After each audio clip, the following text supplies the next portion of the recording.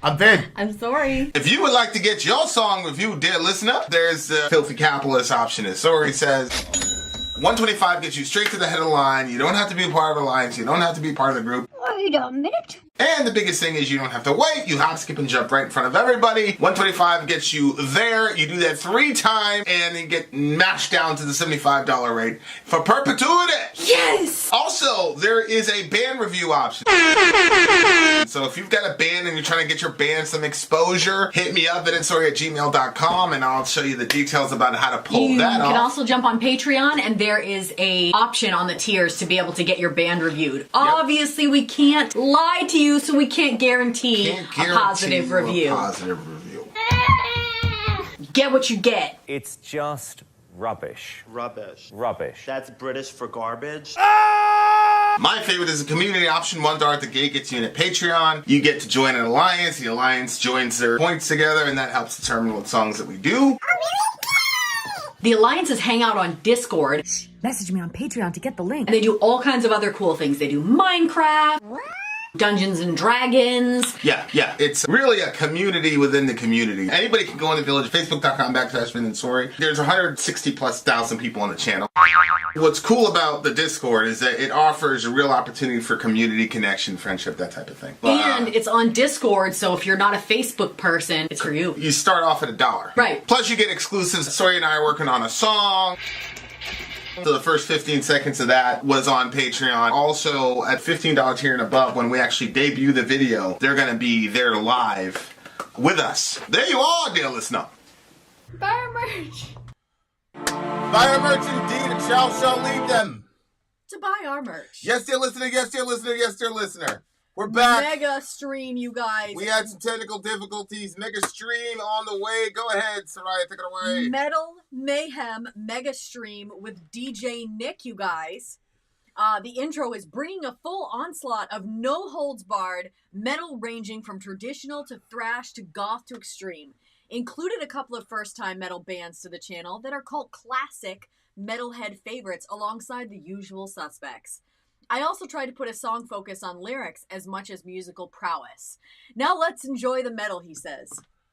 So up first is Cradle of Filth, Onward Christian Soldiers. All right, Onward Christian Soldiers. We got Jet in this bitch asking for bagels.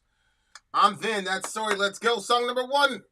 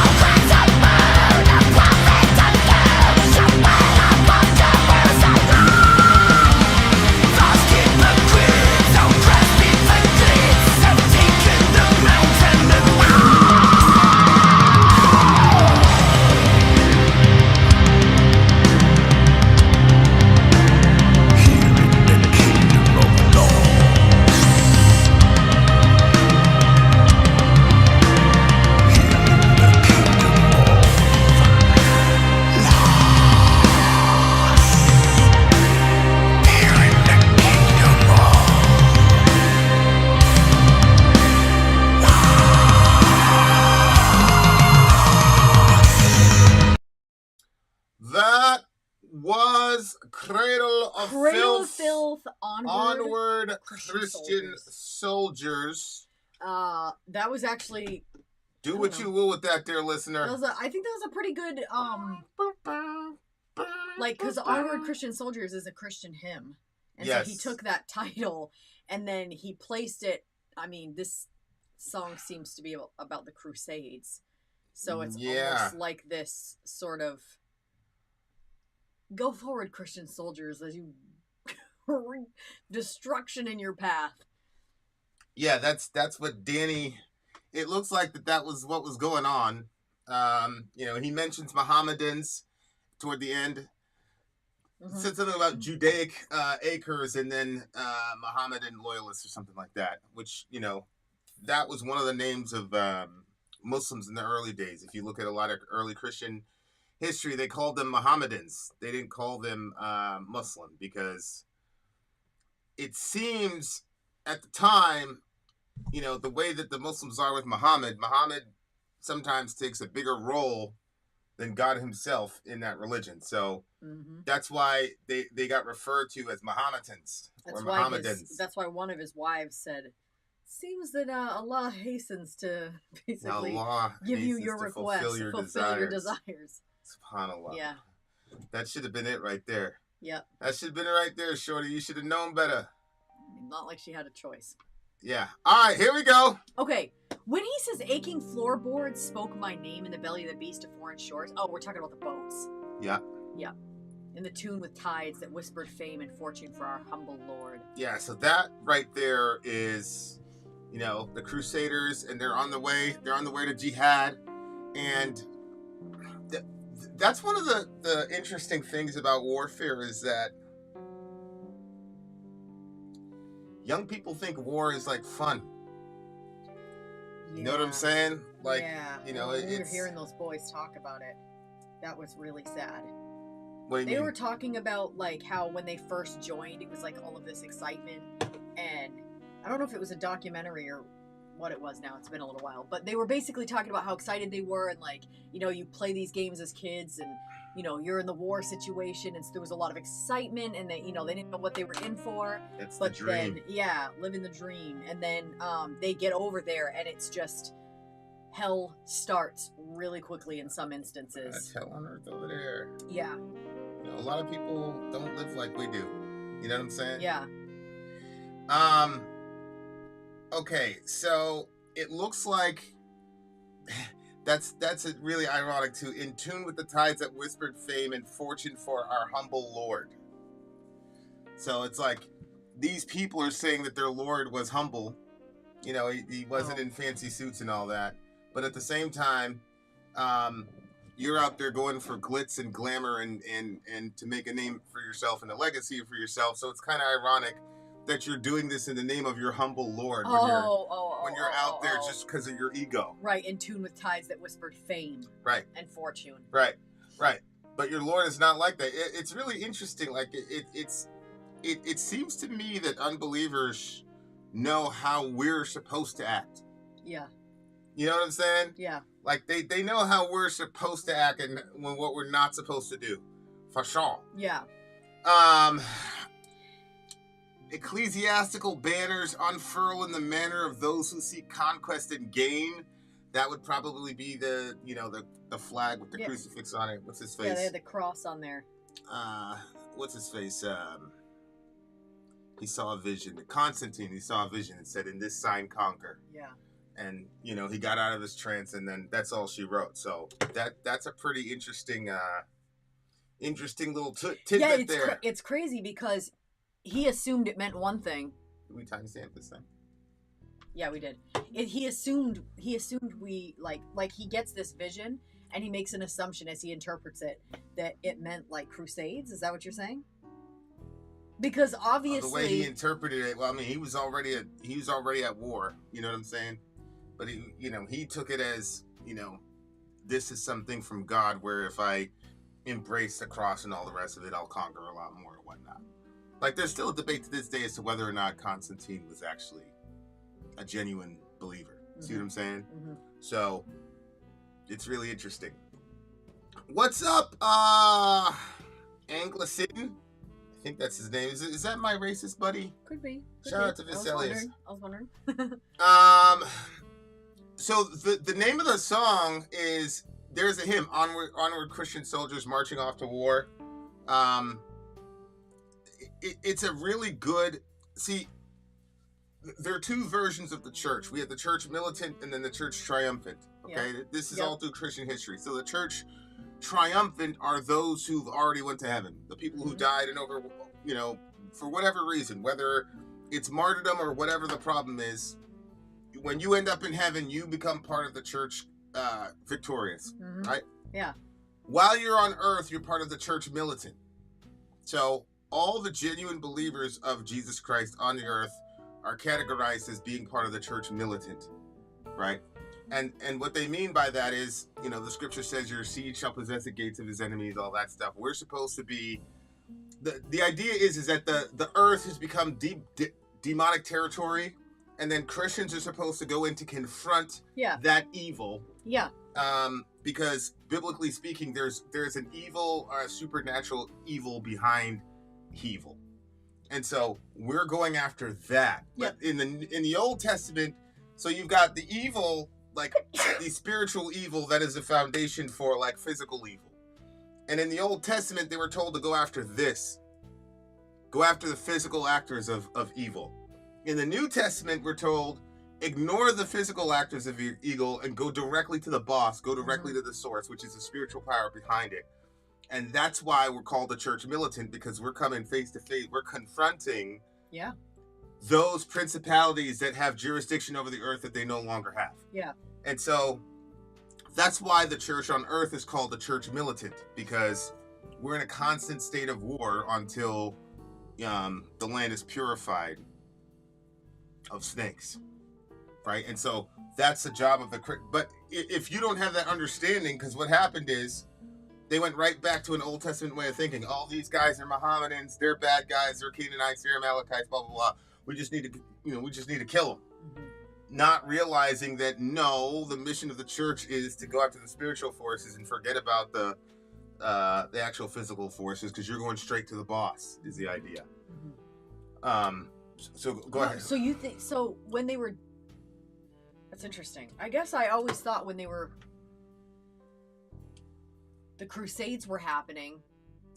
Tina and this they bitch. Really believed that they were. Hi, Tina. They really, like, what do you think the percentage was of people that believed that they were actually doing God's work? I'd say about 100. I mean, there's always exceptions to the rule, but when you have, think about it. This is not, like, for example, when 9/11 happened, right? Yeah. You were ready to go to war. You were ready to go kill shit. Well, I was ready for other people to. Right? Yeah. And that you didn't have a conflict with your Christianity. Like, you didn't stop to think, like, wait a second, like, why are we celebrating these military people whose job is to kill other people? Like, so that never gets questioned in American evangelicalism. So they had the same mentality. The mentality was, look, these are Mohammedans. These Mohammedans have a different, understanding of everything, and they're bad. They got bad theology. We need to kill them. But so that's what was going on. I don't see how I could see how other Christians would have a problem with it, but how would an American Christian? American Christians, that's their first response is to go to the gun, right? Oh yeah, no, you could. No, I agree. I agree with you. There's really no argument, because it was just inconsistent. Because I could easily look at their Crusades and say, oh, those are bad. Those people were not following the Bible. But was I thinking that? No. I was like, we'll put a boot in your ass. It's the American way, like. Yeah. Yeah. It was just inconsistency, because, like, I really did naively and, maybe lazily, I don't know, believed that America was really good, and that we were the arm of justice in the world, and we were, we do put out a lot of missionaries and stuff like that, so there is good stuff coming from here, but it's not all good, obviously, and there's a lot of Christian people I've been very surprised that would cheer at stuff that we shouldn't, as Christians we should have a different view of it, and yeah, Yeah. You're what? I guess the Crusades, the first time that I really had a conversation about the Crusades was I started working at the grocery store, and there was this kid there. He was really smart, but I actually am not sure, looking back now, exactly how smart he was. He just knew a lot of like talking points. Yep. From you know. Is that kid that went to that Bible study that one time? No, you never met him. You never met this kid. But anyway, I told you nice. Oh, I forgot about that kid. Yeah. I told you to be nice to him. Yeah. Anyway, he was talking about he brought up the Crusades, and I was like, I thought it was such a weird thing to bring up because, again, like, just the same way that I viewed slavery, like, you personally weren't a slave, and I personally wasn't a slave owner. Why is it still a thing? I didn't realize that racism was still going on.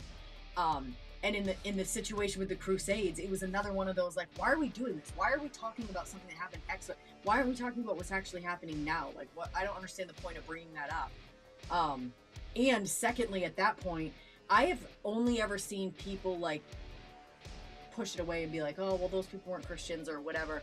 Like, you were the first person that I ever saw be like, no, those people were Christians, and yeah, I don't understand this. Like, we're gonna disown people if they make our religion look bad. Like, yeah, it actually fits they were into not our following. religion. They were not following Jesus in that particular situation. Like, they were wrong, and the original sin aspect and all that stuff. Like, it literally all fits together. I don't know. Yeah, like I feel like that, you know, Christians end up in this trap where everybody looks at them, they're like, they're supposed to be doing everything perfectly. And then when they do something, they're like, yeah, hypocrites! And then everybody starts saying, like, oh, the church is full of hypocrites. And then they use that as their excuse to not go to church. When, you know, I was just talking to you about this the other day, where there was something literally all my life up until, like, 5 days ago, like, when I rethought about it, I've always blamed my father for a certain situation that happened in my life, because he would like accuse me of doing certain things that I wasn't actually doing, and then finally I was like, fine, I'm gonna fucking go do it. Wait, now I look at it and I'm like, that was in my heart to do it. That's why I did it. I blamed it on him because I wanted to offload the guilt onto him. Right. So, you know, like, sometimes I wonder, you know, like, I don't know. Anyway, I can't remember where I was gonna go. I got a little distracted. if we're denying the Crusades because we got that inside of us, is that the idea? No, I don't remember where I was going with it. All they wanted was Jerusalem and for the Muslims to stop killing and enslaving them. So, you know, if you don't know Islam, you can't really understand these conflicts. A couple years, well, close to a decade ago, Mr. Obama... Sorry, that was what I was saying, was the hypocrites thing, where people would be like, the church is full of hypocrites and that's why I'm not going to go. I'm like, that's just another one of those things where you're blaming somebody else. You don't want to go right now. For whatever reason, you have unworked out issues in your own... it's like... You're blaming it on those hypocrites. Here's a ticket to your favorite band. You're not going to go because there's going to be some posers in the crowd. That doesn't make any sense. Right, yeah. You're going to go and you're going to be like, I'm on the real metal shit. Y'all some posing ass bitches. Yeah. That's what you would do. Right? Like, that wouldn't stop you from going to a show. That's what I'm saying. I said, here's this free ticket. You got backstage passes. It's just... You know, those people, you know, not everybody in the crowd is going to be 100% a metalhead like you.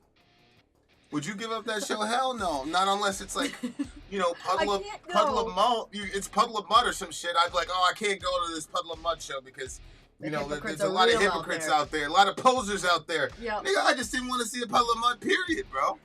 That's why. You couldn't pay me. Well, you could pay me to go to that show, but it would be a pretty hefty fee. You know what I'm saying? So, like, you know, this right here, it's very fascinating that the emphasis when we look back on the Crusades is how horrible the Christian side was. And they never talk about what instigated the Crusades in the first place, which, from my radical Christian worldview, still doesn't warrant swordplay, but most Christians follow Augustine's just war theory.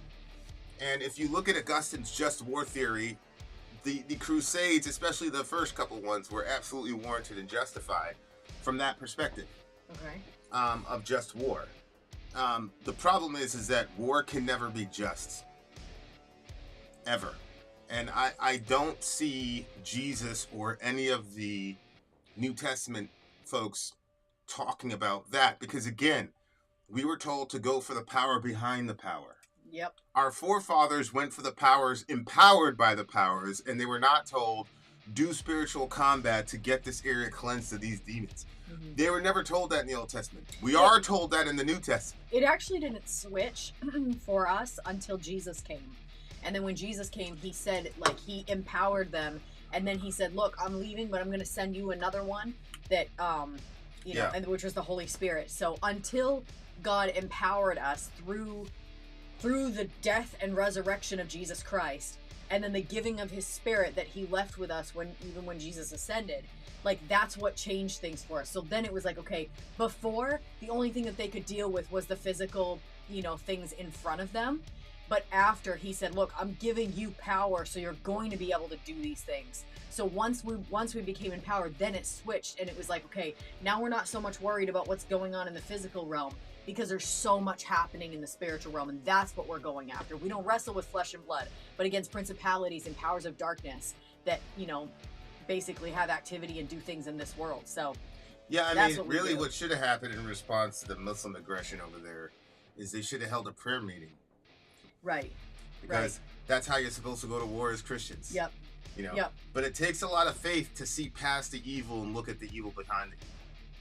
It takes a lot of faith for that. But we have enough instances in history and in scripture to see that that's absolutely valid. When you look at Hitler, and he was into a lot of occult shit. Like real occult stuff. So on the one hand, he's out there like saying that the Bible was a, you know, storybook for kids and mocking it at his dinner table. This is Hitler? Yeah. But at the same time, he was out there doing all these crazy, cultish, you know, getting himself in an altered state of consciousness, all type of shit. Oh, really? Yeah, like, dude was like, you know what I'm saying? Like, he was... I didn't know that. Yeah, so... I mean, it makes sense. I mean, holy shit. Our space program, like, literally, Diana Pasulka was on a show a couple weeks ago. She's like the UAP lady. Our space program, literally... There is, you know, Artemis and all these other Greek gods or whatever, and they have a little ritual before they send people. These are secularists, scientists, who are doing these little rituals before you shoot something up into orbit. So, no kidding. Yeah, there's a real spiritual component to a lot of this stuff, and I'm glad that the whole UAP phenomena, because the UAP phenomena, I think, is one of those things that can meld both worlds. And these beings are interfacing with us in ways that we understand, and we've got reference points for. But yeah, like the song, you know, why'd we slay the infidel, remiss our way to hell, pay well the wishing well with golden martyrdom. That's a good line, golden martyrdom. Go ahead. Well, you said something previously about faith, and I was thinking, because, you know, we've been watching the NDE stuff and whatever. And it's crazy because, like, I don't know if you've ever been in a situation where, like, everything was on the line, or at least a big portion of things was on the line, and you did not come through. And then the situation was over, and you're past it, and, you know, you're able to relatively kind of pick up the pieces and make stuff move forward. But you always have to live, like, under the shadow of that failure, because you can't go back and redo time, and it's unlikely that event is ever going to present itself to you in that way. And so, like, it stays like that, unfinished in the past.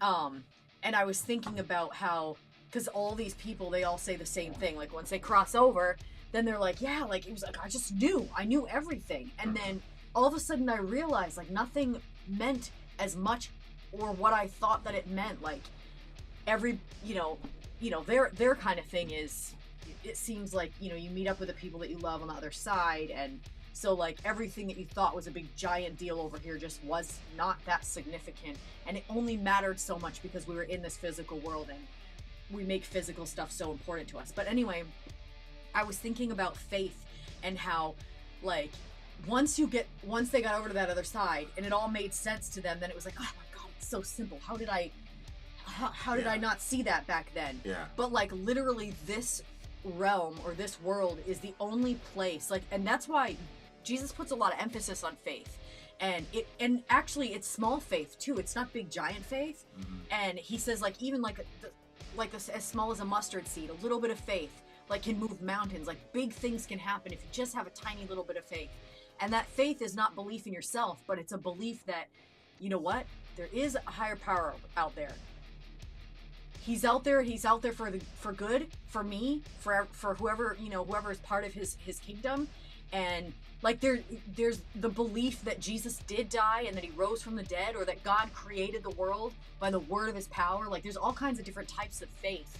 But there is a sort of solidness. I can't really describe it because again, I'm trying to use physical words to explain something spiritual, but there is something that gives you like a platform to spiritually stand on when you have faith. Like faith carries you through things, and faith it's life altering. But anyway, I was thinking about how if you get to the other side, like it would be one of those unfinished things from the past. Like if you can never figure out faith, but that makes it almost seem like a works thing. But you see what I'm saying? Like when you die and you go to the other side, faith is no longer going to be necessary because you already know now. The scripture says, I will know even as I am known. So the only place that we can actually exercise faith is here and now. See what I'm saying? No, yeah, I agree. And what people have to know is secularists always say you guys have faith. Secularists, you have all of us have faith. It is impossible for beings who are not omniscient to function in any other way. Because we don't know everything. We might not know anything. right? Like, yeah. I forgot what the number was, but it's like every 50 years, there's a giant kind of leap in science. So we had Newtonian physics, and that dominated. And then in comes Einstein with special relativity. And he was originally mocked for that. Then he came up with the formula for it. And once you have the formula, it can't be denied. Equals MC squared. And now we've got Hoffman talking about conscious agents theory because local realism is no longer a thing. Mm-hmm. I mean, we're in a real interesting place in the world right now. But all of us have faith.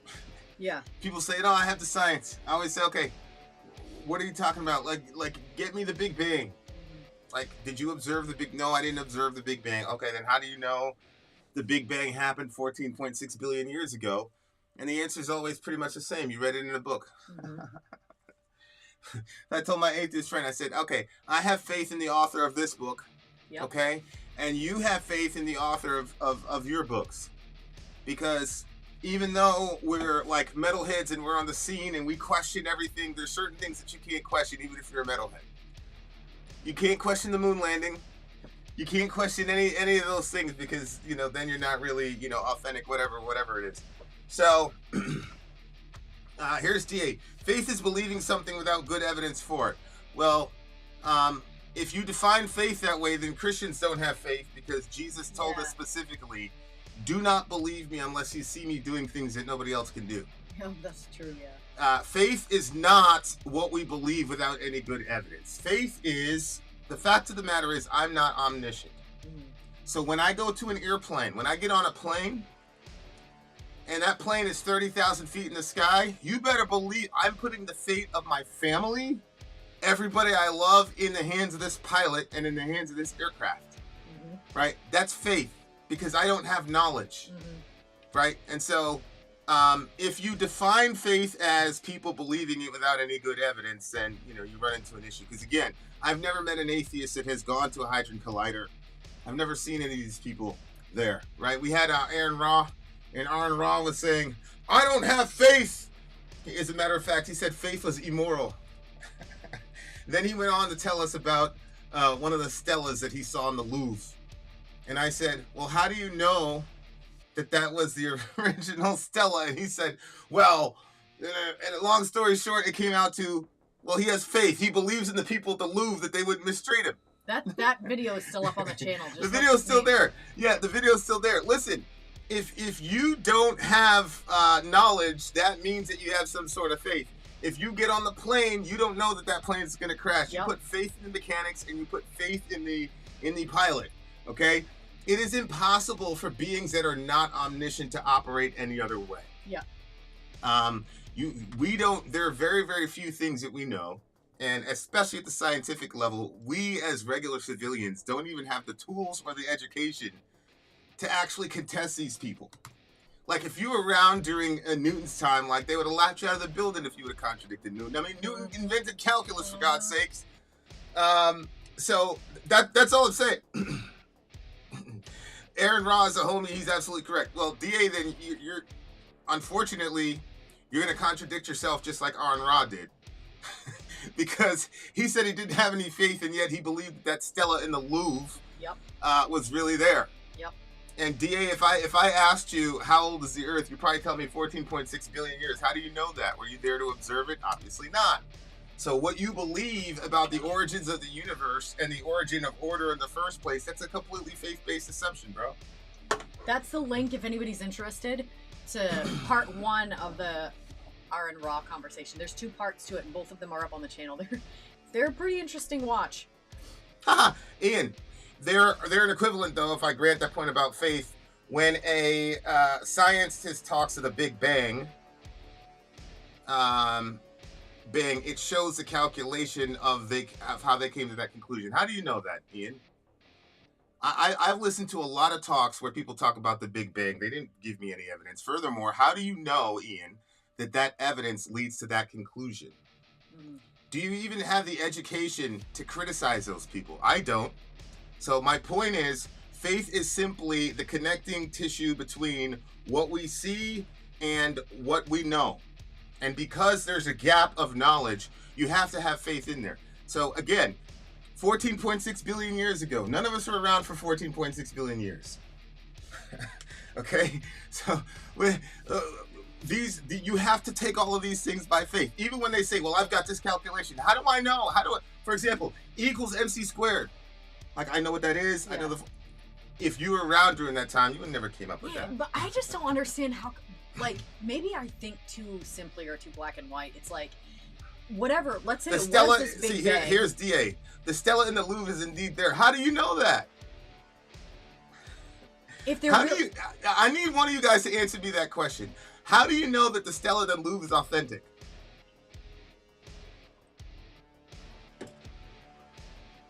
Go ahead. Even if there's a big bang and then that's how everything happened, you still have to... Everything in the world is like patterned after something. So you see how evidence shows itself, different things show itself. Like, you don't have nothing that came from... You have to have something to be able to make other things with it. You can't have nothing that just kind of pops out of nowhere. We've never seen that ever in the history of humanity. And so even if you're talking about the bang, you're still talking about a start somewhere, and you have to say what started it, what generated this, whatever you're saying happened in those moments that created that moment. Where did those original pieces come from? And you still have to, like, when you break it down, it still comes down to something, someone, some being, something, like something. Here's -5. The physics and calculation behind the age of the universe is not difficult. Isn't super difficult. I can run you through the math sometime. Here's my question. How do you know that math is accurate? Because my man had to create calculus to figure out his understanding of physics. When you say that the mathematical calculation gets us to where we want in the universe, there is hundreds of pounds of faith in that statement, bro. Mm-hmm. because what you're saying is you learned those mathematical calculations from people that already believed that stuff. Mm-hmm. And I'm not saying they're wrong. I'm not saying you're wrong. I'm just saying at an epistemic level, mm-hmm. if you're not omniscient, then you have to rely on faith, right? To do anything, to get on a plane, anything. Anything, literally. Yeah. So. Essentially, I don't know what's in the Louvre. I tentatively accept it because it's right. A lot of people would be lying. I get it, and that's what I'm saying. So here's Ian's point relative to the Louvre. Ask me in the boogie. I'll give you a more detailed, nuanced answer. But essentially, I don't know it's in the Louvre. I tentatively accept it because for it not to be, a lot of people are lying. Mm-hmm. Well, I mean, we've had entire countries that create lies, right?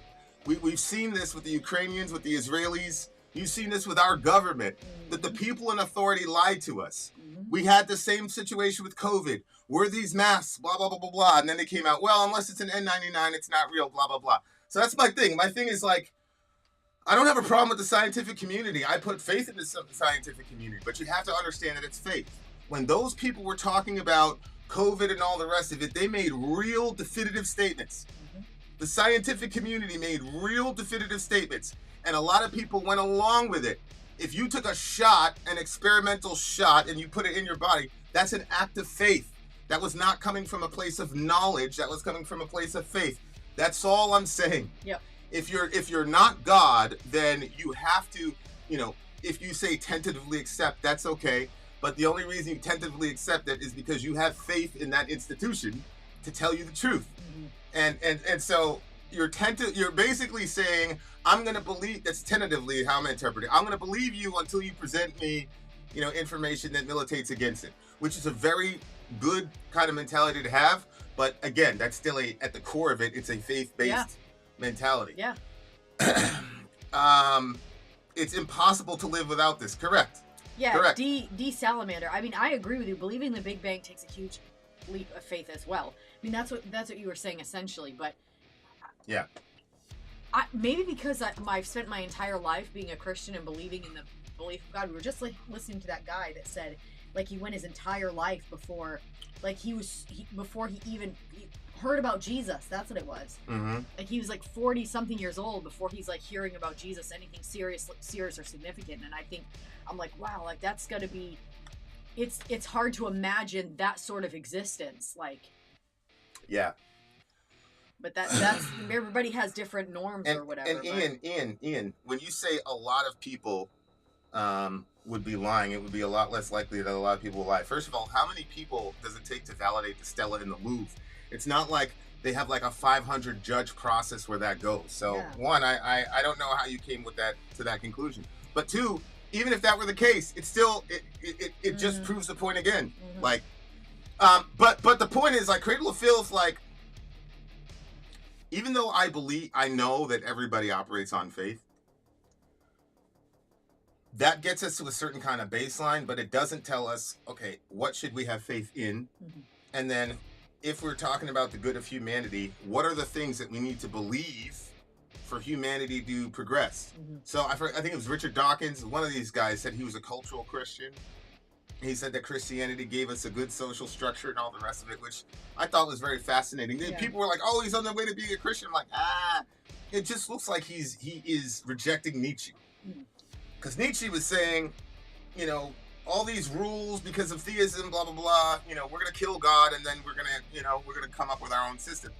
And he was not celebrating the death of God. You know, the madman in the square was not celebrating. He was going crazy. And he actually predicted all the carnage in World War II, Nietzsche did. Because he's basically saying, okay, once we figure this out, there's no God, we don't have a value system, people are going to die in bunches, but out of those ashes is going to come a humanity with a system that's the Ubermensch, the Superman. Yeah. Through all that chaos, because we no longer have religion. Yeah. So we don't have religion to constrain us, but we also don't have religion to contain us. And so we're going to come out of that. And, you know, as a selection pressure, basically, we're going to come up with morality and all those things outside of God that can get us a utopian world. That's basically Nietzsche's idea. So he that's basically a rejection of Nietzsche's system. Really, really interesting. So what do you give this song? I give this song a 9.8. I don't generally look at Cradle of Filth on the guitar side. I'm generally looking at Cradle of Filth for the lyrics because of how gifted Danny is. But there were chunky points in this song. There was also some tremolo stuff. There's a little bit of electronica. They threw out a lot of shit on this track. You know, it came out in 2015, so that was pretty cool. So I gotta give this one a 9.5. Oh, 9.5. I'm gonna give this one a 9.2. I mean, obviously it had the Danny sound to it, but I did think that musically they went in a different, like, it was a little bit different than what they traditionally do. Agreed. And it was a little bit, like you said, chunkier, heavier. I liked that side of it, and, you know, As always, Danny he's a great writer. Yeah, shout out to DJ Nick. What a opening, freaking Yep. opening song. Now we have Typo Negative up next. Oh God, Typo Negative. We'll be right back. Let's see. Tina said something pretty. Here we go. Faith and reason are like the shoes on your feet. You can get further with both than you can with one. Faith sustains when reason can give you all. When reason can't give you all the answers, I think is what she meant to say. But that's a really good. Yeah, I don't put evidence and faith in different categories or different sides of the same coin. It's kind of like space time.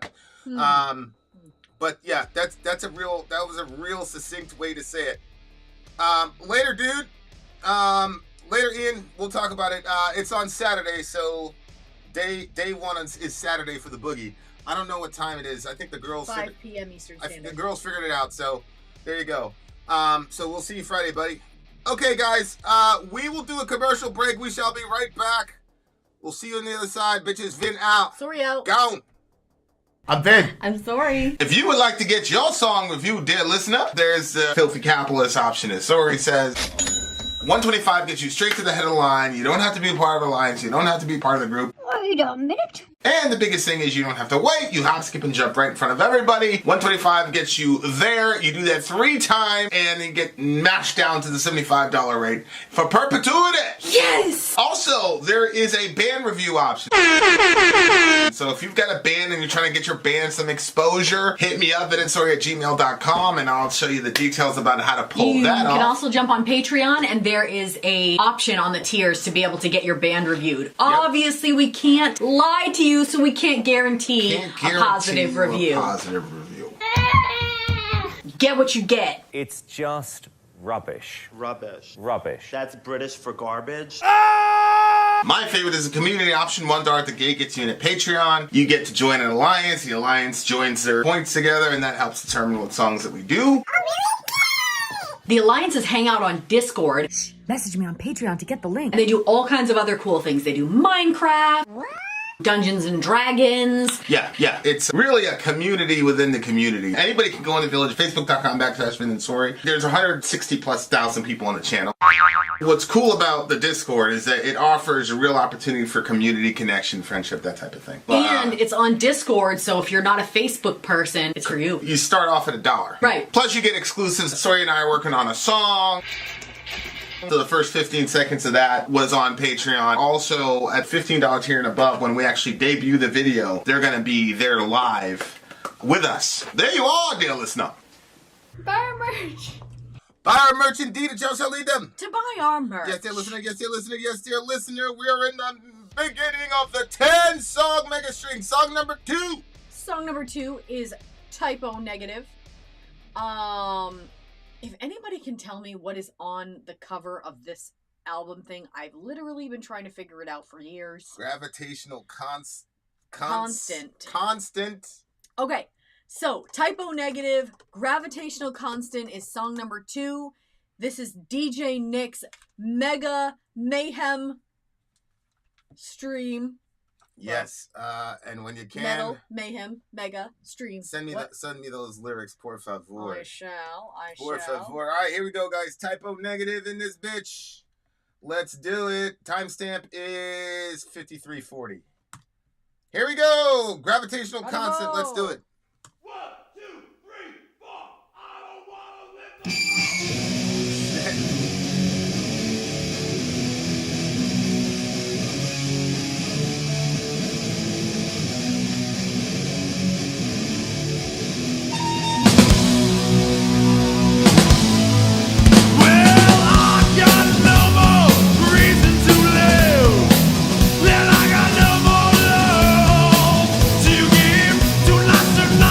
Oh!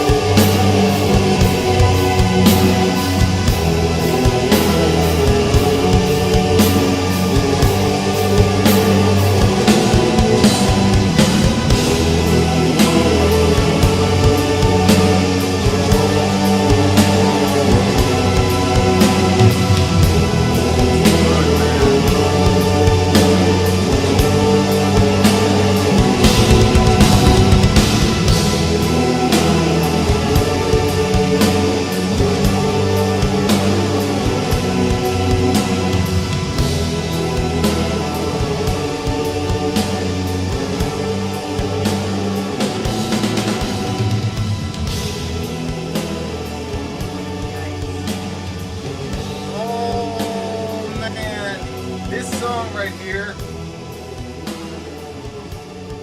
is my favorite Typo Negative song. If they did more songs like this in this kind of vein, they'd probably be one of my favorite bands of all time. Like, it's weird with this group because this guy is like, he's so tongue-in-cheek.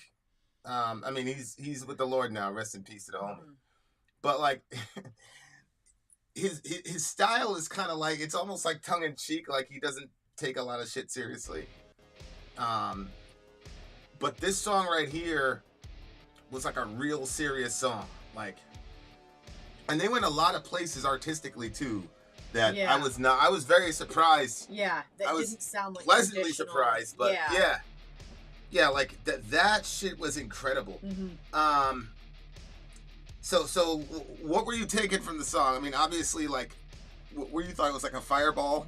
What did you think he was saying? When it first started, when he was saying, I'm just a fireball. Yeah, unjustifiable. Instead of unjustifiable.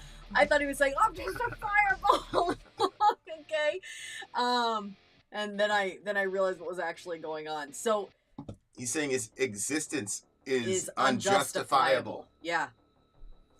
That's a heavy line, man. Yeah. That's a real heavy line. Yeah. I think that. Were you gonna say something? Go ahead. Go with what you were gonna say. Why? I just feel like you're supposed to. So. I wasn't gonna say anything. You weren't gonna say anything? I'll say something eventually. Go ahead. Anyway, yeah, when the song, okay, so like 2 songs ago or 1 song ago, I don't know. Oh shit, I don't think I timestamped this one. Did I? I literally asked if you did. Oh, I did. Good job. So in this one, it's like, we talked a couple songs about like where at first they were like working about the physical world, and then now we're like, it's into the supernatural, and that's where, you know, that's where a lot of what's going on takes place. And so you have him saying 1, 2, 3, 4, I don't want to live no more. Well, I've got no reason to live, and I've got no more love to give. Tonight's the night. This part was crazy. I'll paint the town red. I'll put another hole through my head. Unjustifiable existence. So Nick says this song is about an ex-girlfriend who felt like constant gravity to him, and he was battling depression and bipolar disorder as well, and it led to a suicide attempt. So, you know, that whole thing where I remember we were in high school and an officer came over, did a little speech to us or whatever, and then he started talking about suicidal ideation and what to do if your friends are, you know, thinking that way, blah, blah, blah. And I'm like, this is so interesting because in New York, like, we were trained, never talk to the police, blah, blah, blah. Yeah. And, I mean, even teachers would tell you that. Like, don't say nothing to them. Yeah. But, like, if they liked you, you see what I'm saying? They didn't want you to get in trouble. But, yeah, like, when I look at this song and he's talking about unjustifiable existence, and, you know, like, gravity is a really interesting thing. We were talking about Newtonian physics and all that shit, but a lot of times in art, gravity is used as a sort of like constant. Like, so Receiving End of Sirens has a line where it says, give me gravity, give me something to rely on. Yeah. Because you can rely on gravity and like, I had an experience where that was missing. It's like when I saw that thing and the triangle guy and all that, you know what I'm talking about? Oh, yeah. Yeah. Like, gravity was missing in that place. Really? And there's no gravity there. And that was one of the things that was like freaking me out about the whole situation. It was like, I wanted to be a grounded person, and there was no way to ground yourself. You were just like floating around in that place, but you weren't really floating. You know what I'm saying? It's really interesting. These people, when they have their NDEs, they talk about, oh, I shut out my body and I was like mega free. Yeah. And I thought to myself, that's interesting because there are other times when it's like you want something to kind of give you that weight and hold you down and whatever. So I just thought that's an interesting use of gravity in the go ahead, what are you saying? Interesting. I don't know. Like, I've definitely experience the other thing, but I don't think I've ever been like, oh, I want to feel gravity. Well, I think I'm always looking for the opposite. well, yeah. Well, I mean, you didn't have the experience. You see what I'm saying? I don't know, like, how you would have, Yeah. you know what I'm saying, reacted to it. It was just one of those things where it was like, I did not belong there. You know what I'm saying? Not because, Yeah. like, I'm never going to get there, but because, like, at the time, it's like, you got in here in unauthorized means. Like, what are you doing? Mm-hmm. And it was kind of like what is this kid doing out here? And I was like, all right, I'm out. But yeah, like that feeling, that was like one of the feelings like I couldn't identify until this song. It's like, yeah, it's like you desperately want there to be some kind of like, okay, this is normalcy. Like we take gravity for granted, but I mean, it does give you a sense of normalcy, and it gives you a sense of what to expect, and it gives you I mean, we've built our entire, you know, world around the concept of gravity before we identified it. So it's just, we play games with gravity. yeah, like, yeah. So yeah, I thought that was interesting. So when you get into a relationship, this is one of the things that happens, especially with mental health. It's really unfair to the other person. But like, you got a mental health issue, and now they've adopted your mental health issue because they have to pay that price in order to be with you. And there's not a real acknowledgement like, yo, like, your life is a lot more difficult because of me, and I appreciate it. You know what I'm saying? Like, if you love somebody, you're gonna take that L, but it's good to get the, you know, express the appreciation to the person who put themselves out there like that for you. You see what I'm saying? But all these people, like, I had a situation where I had a friend, and the kid was threatening to kill himself if she broke up with him or whatever. And she's like, Vin, he's at the bridge, blah blah blah blah. What should I tell him? I said, man, get in your car and go home. I said, just get in your car and go home. But he's at the bridge, blah, blah, blah. I'm like, get in your car and go home. I'll go to the bridge. It's all good. Go home right now. So she went home, and, you know, it didn't take long for me to get the dude off the, you know what I'm saying? But Like, hold up. Wait, did this happen more than one time? yeah, a couple times. I mean, different situations with that person. Remember, I passed you the phone. I was like, hold on, I gotta put you on with my guy. Yeah, that was one. Mm-hmm. Yeah, that was one where I had to do that. But yeah, like, you know, relationships are extremely difficult, and I definitely can see, like, relate to the whole, the woman is giving you gravity. You know, it's a constant. It's something that is extremely useful that you don't really realize is useful until you don't have it. And a lot of times, like, especially dudes, like, you can not understand how lucky you are to be in a relationship. Like, a lot of us take the shit for granted. But I think that's across the board with men and women. Yeah. Especially when you look at, like, our overall society and how it's like each side is sniping at the other side. But I mean, to be honest with you, you hear, like, the manosphere stuff where, like, they're clearly sniping at women in a way that's like, wow, okay. But, like, overall, women are sniping at men. And it doesn't matter which forum you go into, it's this sort of, like, now I'm only talking about American women. I'm not speaking for the rest of the world, because to be honest with you, don't hear from the rest of the women of the world. But just the way that, like, it almost seems like that there's this sort of disregard, mockery, you guys are all idiots, you know, like, Sure. we can live without you. Like, there's this real dismissive, you know, disregard for men out overall. And I think that's not, I don't think it's good for our society. Like, I think that both genders, like, you know, race is something that we've created over time. Race was not original design. Original design is male and female. That's what original design is. And so in our most natural state, we have men and we have women, and we have God saying you're made in the image and likeness of me. So they both have, like, the highest value. And then he tells them, like, that they're supposed to be fruitful, multiply, and fill the earth, and that they're supposed to take dominion over the world. So, like, men and women are supposed to be ruling side by side instead of this, like, Yeah, we shouldn't be attacking each other. yeah. And it's one of the things that really concerns me about the whole manosphere. I mean, I have sons, and there's this whole, like,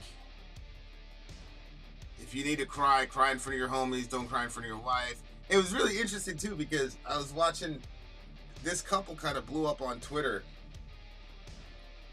in my opinion, for all the wrong reasons. I don't think I know which one. But like, it's this trad wife girl and her trad wife, Oh, I don't know. husband, Right. and Trad wife husband. yeah, because like, so she was saying, because the guy got emotional when he was talking about his wife.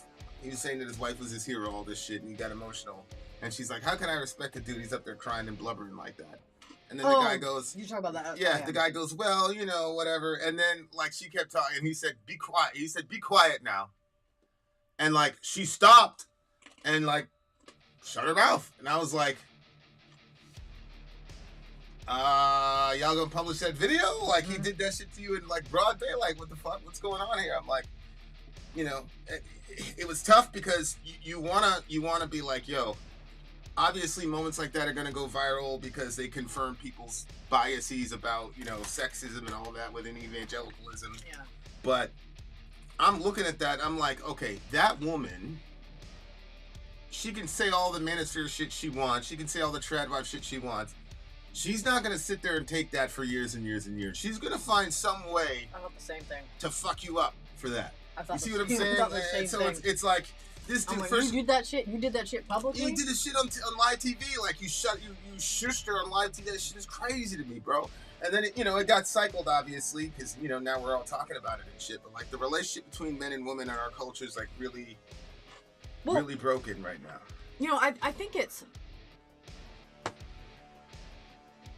overall though. There's like a neutral point. Then there's like, this is really bad, and then there's like, this is as great as it could be. Like, we're not even at a neutral place with each other. Like, we're all the way over here, so we don't have a clue what it's like to be on that side, where it's, a husband and a wife, a man and a woman, and they're both like, try to pick each other up, and they're both like, recognizing the value in each other, and instead of like all these sideways snipes and trying to disrespect each other, and then publicly disrespect each other, and, Ben said that I'm an excellent marksman, and he's like, correction, Sori used to be. I agree. I agree, Ben. Like, there's been times where, in my heart, I've sniped at just like generally because I have sort of feelings towards men and stuff like that, and I'm sure you've felt it your way also, but like I want to be like in a new place because I don't see how that benefits us all as a whole to treat each other like that. I mean, like, in the moment, maybe it feels good to like fight back because in your mind or in your heart or in your experiences, things have been unjust. But you're right, that girl's gonna fight back. She's not gonna stay like that forever. She should. She's the image bearer of God. Right. God did not create her to get disrespected in public by her husband, of all people. Yeah. Like, You look like such a child. yeah, when you that's do the that. thing. Like, he looks younger than her. Yeah. And like it's but anyway, like, it's just, I don't know, it just looks toxic. Like, But again, this is obviously a toxic relationship. Like, the guy's trying to kill himself and all this shit because his girl broke up with him, whatever. That's obviously toxic. But I mean, it's a different kind of toxic. Like, if you're like one of those people, like, I'm gonna kill myself if this girl breaks up with me, I promise you the girl's not the problem. You got a serious problem. But like, I'd much rather have my girls deal with that kind of an issue than that kind of issue, because that kid was completely in his right mind when he did that shit. So it's like, do I want somebody who is so convinced on the rightness of abusive behavior that he'll do it in public on purpose? You know what I'm saying? And then like expect her to conform. But it was one of those situations where like she was mocking the dude for having an emotional connection with his wife and being grateful for all his wife did for him. She was mocking him. So then he comes in and then tells her basically, shut up. And what did he say? Shut it. I forgot what he said. Yeah. Be quiet. I don't know what it was. I thought that the whole scene was uncomfortable because I don't know, like, sometimes we do things not because, I'm not trying to justify her, like, mocking this guy for crying on a stage, but obviously the way that her husband treats her is like shit, right? And so she's not seeing that gentle, like, sad side of him where he's like, emotional, like, putting his emotion out there in connection with saying how great she is. she's obviously not getting that. So she's going to have to try to find something about that she doesn't like to justify why that's not happening for her. In fact, she's getting the opposite treatment. So in an effort to justify her husband's bad behavior, she starts mocking this guy. This is my guess. Maybe I'm not looking at this right. Well, She starts mocking this guy. you're always gonna find a way to make it the guy's fault. What if that's just her disposition? It literally could be, but at the same time, like, don't you think that's crazy that somebody would be like, prefer? I have met women who have said they never want to see the guy cry though, and they were dead ass serious. So those people do exist. It's just, it is hard for me to like think like in her mind like she would feel anything other than like sad that her husband doesn't love her like that. But Well, I'm not sure it's a love issue. I just, like, I think a lot of it is socialization, wherever these people are from. Like, and, like, especially if you're in the church, man, like the church, that's a subculture of its own. oh, it is. So Oh it's my like, gosh. yeah, so it's like, I'm not going to make a lot of statements about like the nature of their actual relationship, other than the fact that I would never want that for, my daughters. Yeah. But, like, what can you do? I was looking for a stream signal. Yeah, I mean, it's a terrible situation. For those two specifically. But the song itself is like, I thought it seems negative because of the whole suicidal thing. But on the other hand, it's like, well, we need each other. 100%. 100%. You know what I'm saying? Yeah. This part too, like, this part I thought was crazy too. Two things. One is, you've been going through some difficulties as of late. You've been out to the channel a little bit. And I think it's crazy to see, like, the way that our relationship is, like, moving. It's, like, taking a life of its own. Yeah. And, like, there's, you've said, like, I've been of great support to you. Oh, 100%. And it's crazy because, like, in the middle of everything, like, I've experienced things from you that have been a support for me too. Like, it's not something that even I could put words to or describe at this point because it's such a mystery to me, like, even what's happening in total. But I definitely see beauty in it. Anyway, so the ending of the song, because, he's got, like, there's like 4 parts to the song. The last one, he said, I got a problem with hate.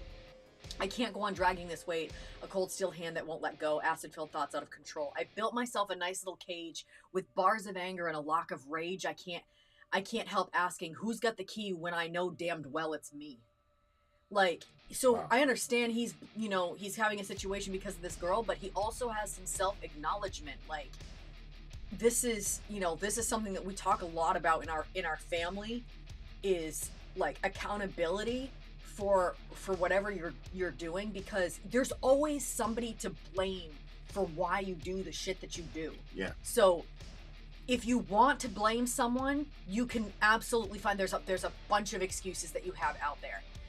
But if you actually want to change as a person and you want to grow as a person, then the only thing that you can do is recognize your responsibility in whatever situation has popped off.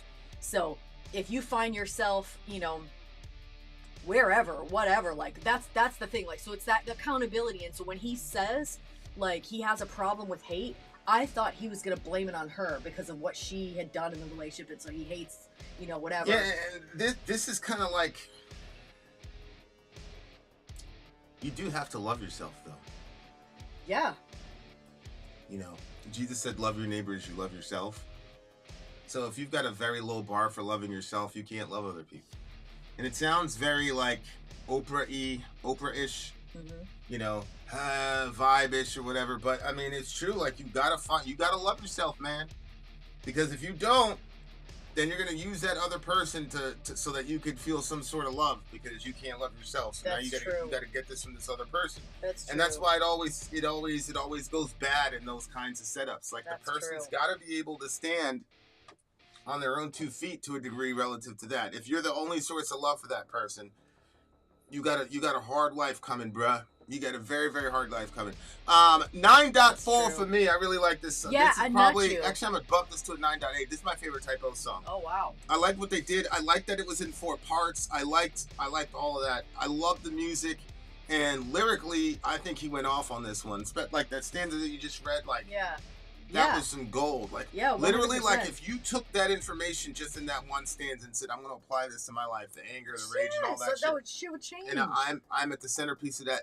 That's one of the reasons I pound the original sin so much. Yep. It's because, like, if you start from the premise that all of us are bad, which original sin says, then you're a lot more likely to face your own personal demons. Because when you don't have the understanding about that in humanity, and then you say, well, something is wrong with me. Because humans are basically good, but I keep doing so something is wrong with me, and you develop. And this is one of the reasons why it's so hard for people to admit when they're wrong. Mm-hmm. It's because they don't have an understanding that all of us are wrong. We're in a state of wrongness from the moment we were conceived. So so to accept that and say I was wrong, etc., is some sort of admission of deficiency somewhere, where previously you were trying to project some sort of stability and whatever within yourself. So, like, if you could go from the perspective of everybody's a sinful person, like, we're disposed to doing these kinds of evil acts. When you find yourself doing it, you can be a lot more secure in admitting that you did that if you have the understanding that everybody's in the same boat you are, and if it wasn't for God's restraining hand, they would do the same and worse, right? Like, so... Well, the other thing, too, is if you're inclined toward self-delusion or... not taking accountability for your actions. When you have the doctrine of a sin nature, you basically can look on your shelf and say, okay, where are my sin issues? Because I can see that person has a bunch of boxes of sin issues, and that person does. But then you're like, well, why is there only 2 boxes of sin for me? Like, why do I have so little on my shelf? But I can see everybody else's so clearly. Yeah. Well, then, maybe there needs to be more honest self-reflection to be able to see where you're actually at. But without the understanding that you are born in sin, and that sin is something that you're going to deal with throughout your life, but that those particular sin issues that you have, as you walk with Christ in that and you start overcoming them, it changes things for you, and you learn really, really valuable lessons that help you not just with that, but with other things as well. So, self-control is a really, really important, it's a virtue, really. Fruit of the Spirit, yeah. Yeah. Yeah, where did you get the self-control line from? Just from understanding that is, that is. Yeah, that last line, suicide is self-expression, is true to a degree, but there are different ways to express yourself, dear listener. And you should not come up with a final solution for a temporary problem. And I'm using the term final solution on purpose. Like, if you looked at a person, like, if you're plotting suicide, right?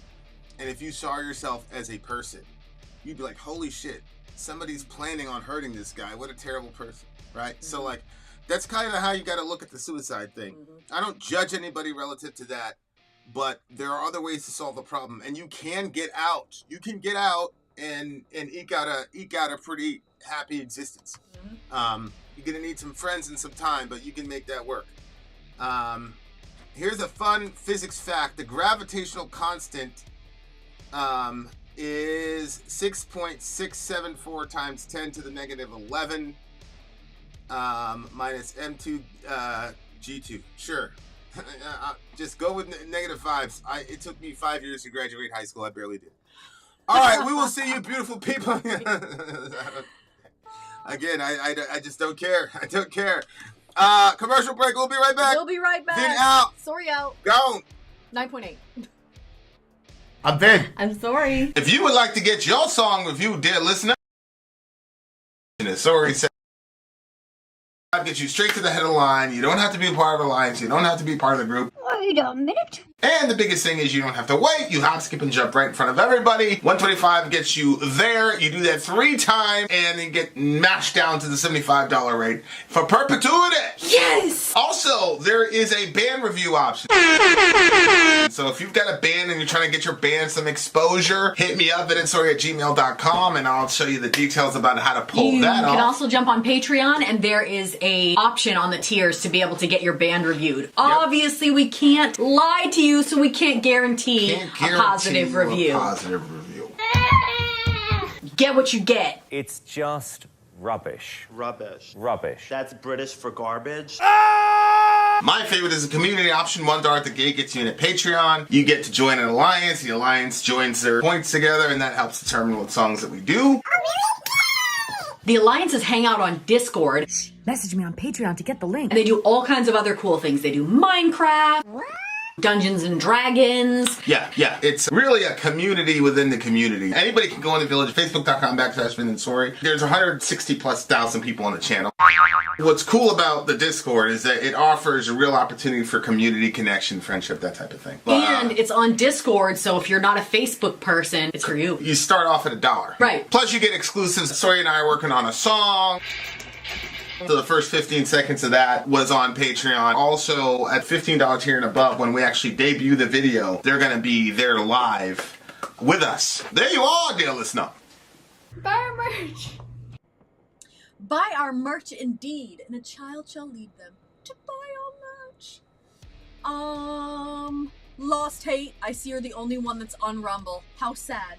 How sad. Oh, hold on. We shall return.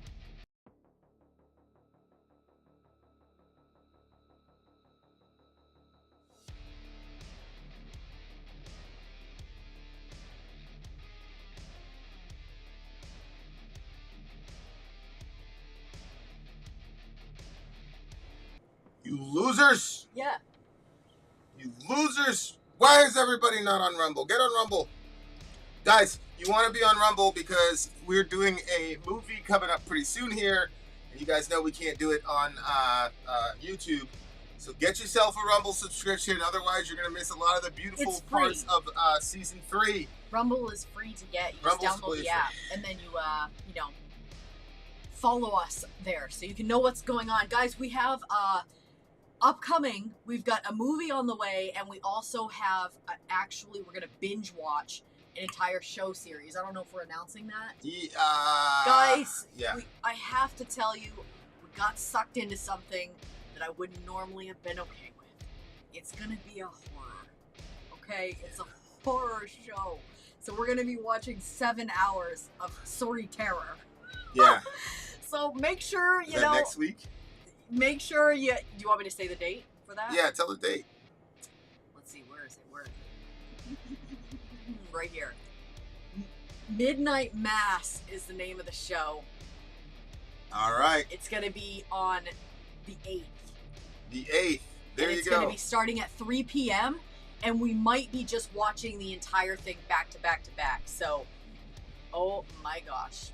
Anyway, here we go. But that's not where we are. We're in the music right now. DJ Nick, you know how he rolls. DJ Nick is up, and he has Sabbat up next. The name of the song is "Horned is the Hunter." Is the hunter. That's a crazy line. Yep. All right, Yep, all right. yep. Horned is the hunter. Sabbat, let's do it. Sabbat Nur. No spoilers. If you put any spoilers or anything about that show, I will block your ass right now.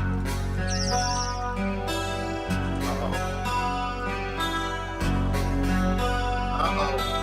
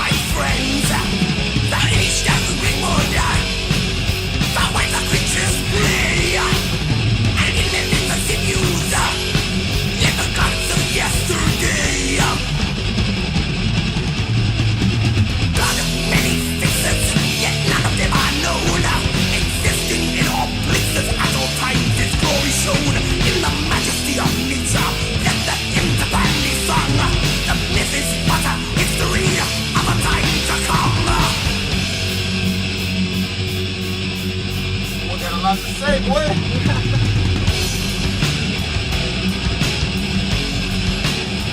This is my history.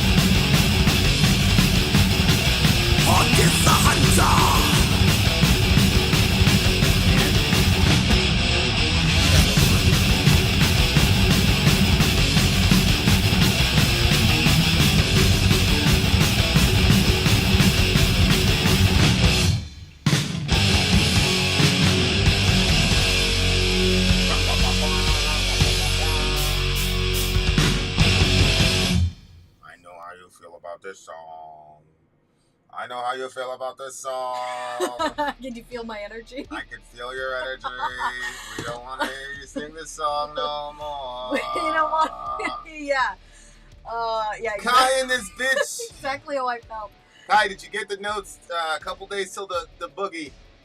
Till we start the boogie again. Should be fun. Okay. Tell us, our dear sister, what's going on with you in this song, bruh? I did not like this song. I mean, at first I was like, oh, okay. Well, when it initially started, I liked what it sounded like.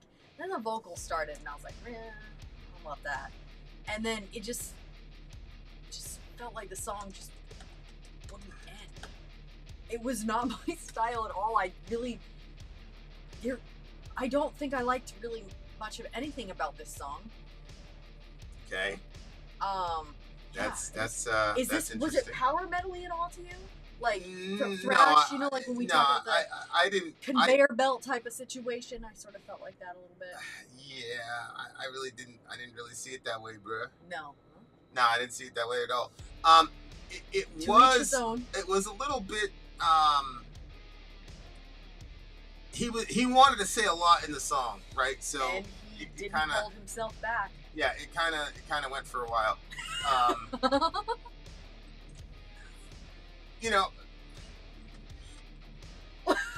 It's hard for me because I'm a lyric-oriented person. Yeah. And like, the song definitely has lyrics to break down and things like that. As far as like the enjoyability factor,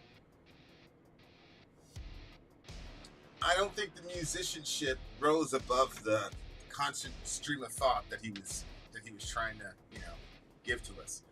I mean, it is what it is. It is what it is. What did you think about the lyrical content, though? What was your thought process of the lyrical content? You know, this is what I'm talking about, self-control. I'm not really sure what was going on lyrically because all I kept thinking about was, I really don't like this song. Why is this person doing this? So, we actually are going to have to go into the lyrics. Say, why is this person doing this? Yeah. What? Yes. What do you mean, why is a person doing this? What kind of... In other words, why did he create this song? Like, why? Because I disliked it a lot. Yeah, you know what? Obviously, he Okay. was working something out, though. This is what I will say about the song, is I feel similar to this, which we obviously know that, you know, Bach is a classic of its own. So I don't know why this song hit me like this, but it absolutely did. There's just something I really don't like about it. And, you know, maybe it's my unhealed past, or maybe it's just a shit song, I don't know. But I saw people coming out really liking the song. Yeah, I mean, are there men among us prepared to face a fight who'll stand by their convictions against overwhelming might? Don't hide like cowards and await the bitter end. Come take your courage in both hands and join with me, my friend. For in each deed in greenwood far wiser creatures played. In their veins and sinews live the gods of yesterday.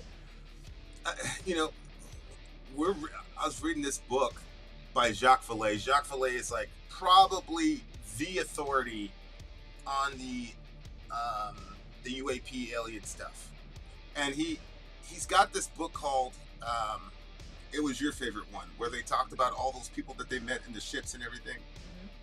Mm-hmm. And he was making a correlation between UFOs, aliens, and things like fairies, right? So he's like, look, Yeah. you know, fairy, leprechaun, all this other stuff. It's these beings that are short, right? These are short beings who have magical, mystical powers. Yep. And Vallée is saying, okay, what if those were not just simple fairy tales like we thought? Yeah. What if that actually, those people actually had those experiences with what we're calling extraterrestrial whatever? I thought that was such a crazy, because I've used that notion before, Yes. like when people, But to hear like someone I say would it. never go to a fairies exist Facebook page Yeah. because I don't believe that fairies exist, right? Yeah. And so it's like, I would still stand by that, but there is kind of an asterisk, because to me it's like the dismissal of ancient people and their observations. Yeah. I think, what's his face? Yeah. Chronological snobbery was the term that, What snobbery? chronological snobbery. Okay. So like, because we're at the end of the timeline by default, we're right and everybody before us was wrong. Yeah. Right? So it's like, come on. So like, Yeah. when we look at our ancestors taught, every single civilization has this either in their iconography or their history of these beings that came down and you know, guided them and all the rest of it. Mm-hmm. So it's like, these are universal experiences for all human beings. See what I'm saying? Yeah. So when he talks about, you know, wiser creatures play in the greenwood, that's what, like, I'm like, man, what, you know, that could be a Jacques Vallée Yeah. type of thing pretty easily. He did the same thing with Marian apparitions. It's interesting because Yeah. if it's a UFO, he'll say, okay, that's related to this kind of Christian spirituality. But then when you have something that's directly Christian spirituality, he says, well, that was a UFO, right? Because they're interchangeable. So when you talk about Fatima and the miracle of the sun, and you listen to the way these people describe what the sun was doing, Yeah. it looks like a disc-shaped object that was refracting light from the sun, and it was coming down closer to the people. And you see the pictures, people believe that they look like they thought it was going to be the end of the world.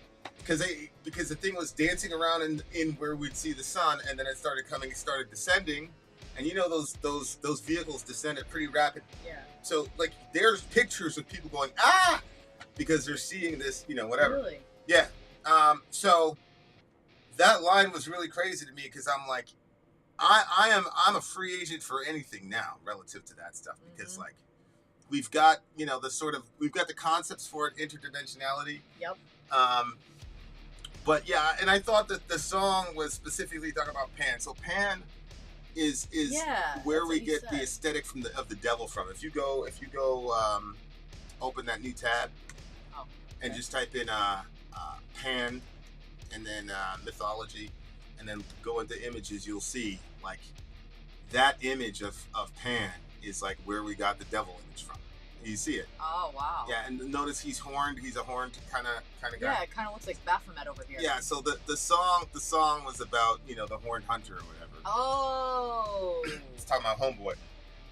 But yeah, Pan really looks like the demons that we draw up when we think about demons. I'm talking about Christians now. Go ahead. Yeah, right here. What hope for a king with no kingdom to rule? Now his children desert him, regard him a fool, and are bonded to progress. Our plow and scythe, they lay waste and leave barren what beauty survives. The legends of power and glory suffice for those latter-day heroes who live out their lives, changed by conformity, shackled by greed, and told to believe what they don't want to be free. So it's just the society that gets built based on, all these lies or whatnot. When it says the children desert him, is this them like coming into a different belief system than? Yeah, I think that's what it's signifying. And this king, what hope for a king with no kingdom to rule? We're talking about Pan? Yeah, it looks like it. I mean, it makes a lot of sense. Or it could be the power behind the power, because we talked about that there's a spiritual power behind a physical power. Yeah. So it depends. This song is centered around paganism represented by Pan and its decline due to the arrival of Christianity in Europe, which is what that second verse would be. The children abandon you, etc., etc. If you scroll up. Yeah. It's over just for reading. Yep. Yeah. So there you go. Okay. There you go. So what did you? My favorite. What did you think my favorite part of that song was? The solo. I like that. That solo was ripping shit. It was ripping shit up. All right, I'm gonna give this one a 6.9. I really want to give this song a 3. 3. But I don't think that it deserves a 3. Well, give it whatever you want to give it. I mean, that's the point of the show. So you give it a 3. Yeah, it's a 3 for me. Okay, so was it the musicianship or was it the lyrics? Or the lyrics are just too dense? Well, the lyrics, that was just honestly too much for me. Like, but I don't know if the lyrics would have been too much for me if I had liked the sound. So I think because I didn't like the sound, then I just felt like that the lyrics went on forever. So you're not a thrash fan. I don't know if I'm overall not a thrash fan. Usually I'm not. Usually I always feel the same way. I always think about when I'm trying to like get into my cooking and feel like the artistic side of it, and the kids won't stop talking. Like, I always bring that up when these reviews happen. So, yeah. Nathan. Fuck the Christianization of Europe and the larger world. Yeah, Nathan. You get shit like hospitals and universities and shit. We need to be like the countries that don't have Christian influence, where they're still in the Stone Age. Shout out to the type of hospitals y'all come up with is abortion clinics. Come on. Come on. All right. Oh, gosh, you got washed. Wrong day, buddy. All right, what do you got? What do you got? I'm going with a 3. All right, going to 3. 6, 7. Okay, I'm getting out of this review. We see you beautiful people on the other side of the break. Vin out. Sorry out. Gone. I'm Vin. I'm sorry. If you would like to get your song reviewed, dear listener, there's the filthy capitalist option. As Sori says, 125 gets you straight to the head of the line. You don't have to be a part of the alliance. You don't have to be part of the group. Wait a minute. And the biggest thing is you don't have to wait. You hop, skip, and jump right in front of everybody. 125 gets you there. You do that 3 times, and you get mashed down to the $75 rate for perpetuity. Yes! Also, there is a band review option. So if you've got a band and you're trying to get your band some exposure, hit me up at vinsori@gmail.com, and I'll show you the details about how to pull that off. You can also jump on Patreon, and there is a option on the tiers to be able to get your band reviewed. Yep. Obviously, we can't lie to you, so we can't guarantee a positive review. A positive review.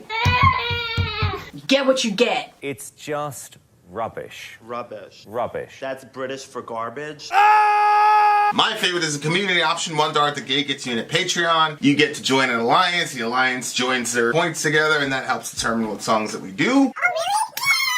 The alliances hang out on Discord. Message me on Patreon to get the link. And they do all kinds of other cool things. They do Minecraft, Dungeons and Dragons. Yeah. It's really a community within the community. Anybody can go in the village, facebook.com/Vin and Sori. There's 160,000+ people on the channel. What's cool about the Discord is that it offers a real opportunity for community connection, friendship, that type of thing. And it's on Discord, so if you're not a Facebook person, it's for you. You start off at $1. Right. Plus you get exclusives. Sori and I are working on a song. So the first 15 seconds of that was on Patreon. Also, at $15 tier and above, when we actually debut the video, they're going to be there live with us. There you are, dear listener. Buy our merch. Buy our merch indeed, and y'all shall lead them. To buy our merch. Yes, dear listener, yes, dear listener, yes, dear listener. We are in the midst of a mega ultra stream from the big homie DJ Nick. In Metal this bitch, Mayhem. 22 for DJ Nick. Shout out to all my people on Rumble. Metal Mayhem. Get us a screenshot of you sharing us on Rumble, and you will be put in the drawings to win some really cool shit. All right, let's go to the next song. Wrathchild America, band I've never heard of. Have you? Wrathchild America, never heard. Wrathchild America. The name of the song is Surrounded by Idiots. Okay, I should have we're at thought of something 152.20. smart to say. 152? 152.20, yeah, the timestamp. 152.20. All right, here it is, Surrounded by Idiots. Yeah. Oh, I know. So many things I know could people say that walk around with that attitude. that they're surrounded by idiots. Yeah. Okay. Yeah. Do you know anybody like that?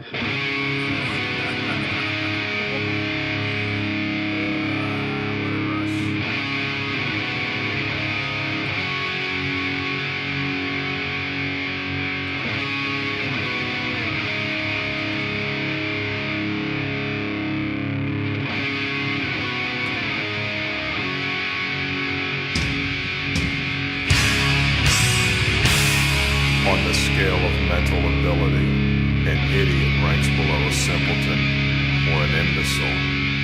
Technically, a person with the lowest measurable intelligence, and broadly, a very stupid person.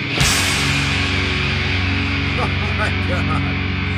It's so bad. It's terrible.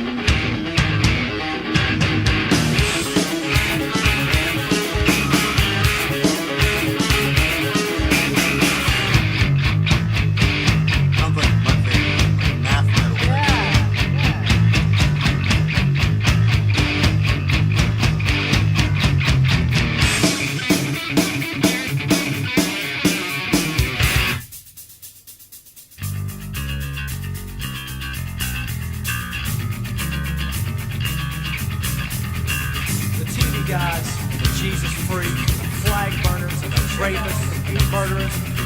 Check out all the geeks. I can't believe what walks the streets. From Hollywood to D.C. You bad little Red Riding Hood. You censored Mr. Rogers' neighborhood. Oh no. I go to jail if they find a scene, but meanwhile the mayor runs free. Now I don't wanna think, and I don't wanna see. I say everything sucks. You agree? Surrounded, surrounded, surrounded. Clowns to the left of me, jokers to the right. Here I am. Surrounded. I'm surrounded, surrounded, surrounded by idiots. Surrounded, surrounded, surrounded by idiots. Clowns to the left of me, jokers to the right. Here I am. I'm surrounded, surrounded, surrounded by idiots. Holy shit, he's holding that note! He's holding that note! Hell yeah! Oh man! Fucking idiots! Dumb ones. I swear to God, bro.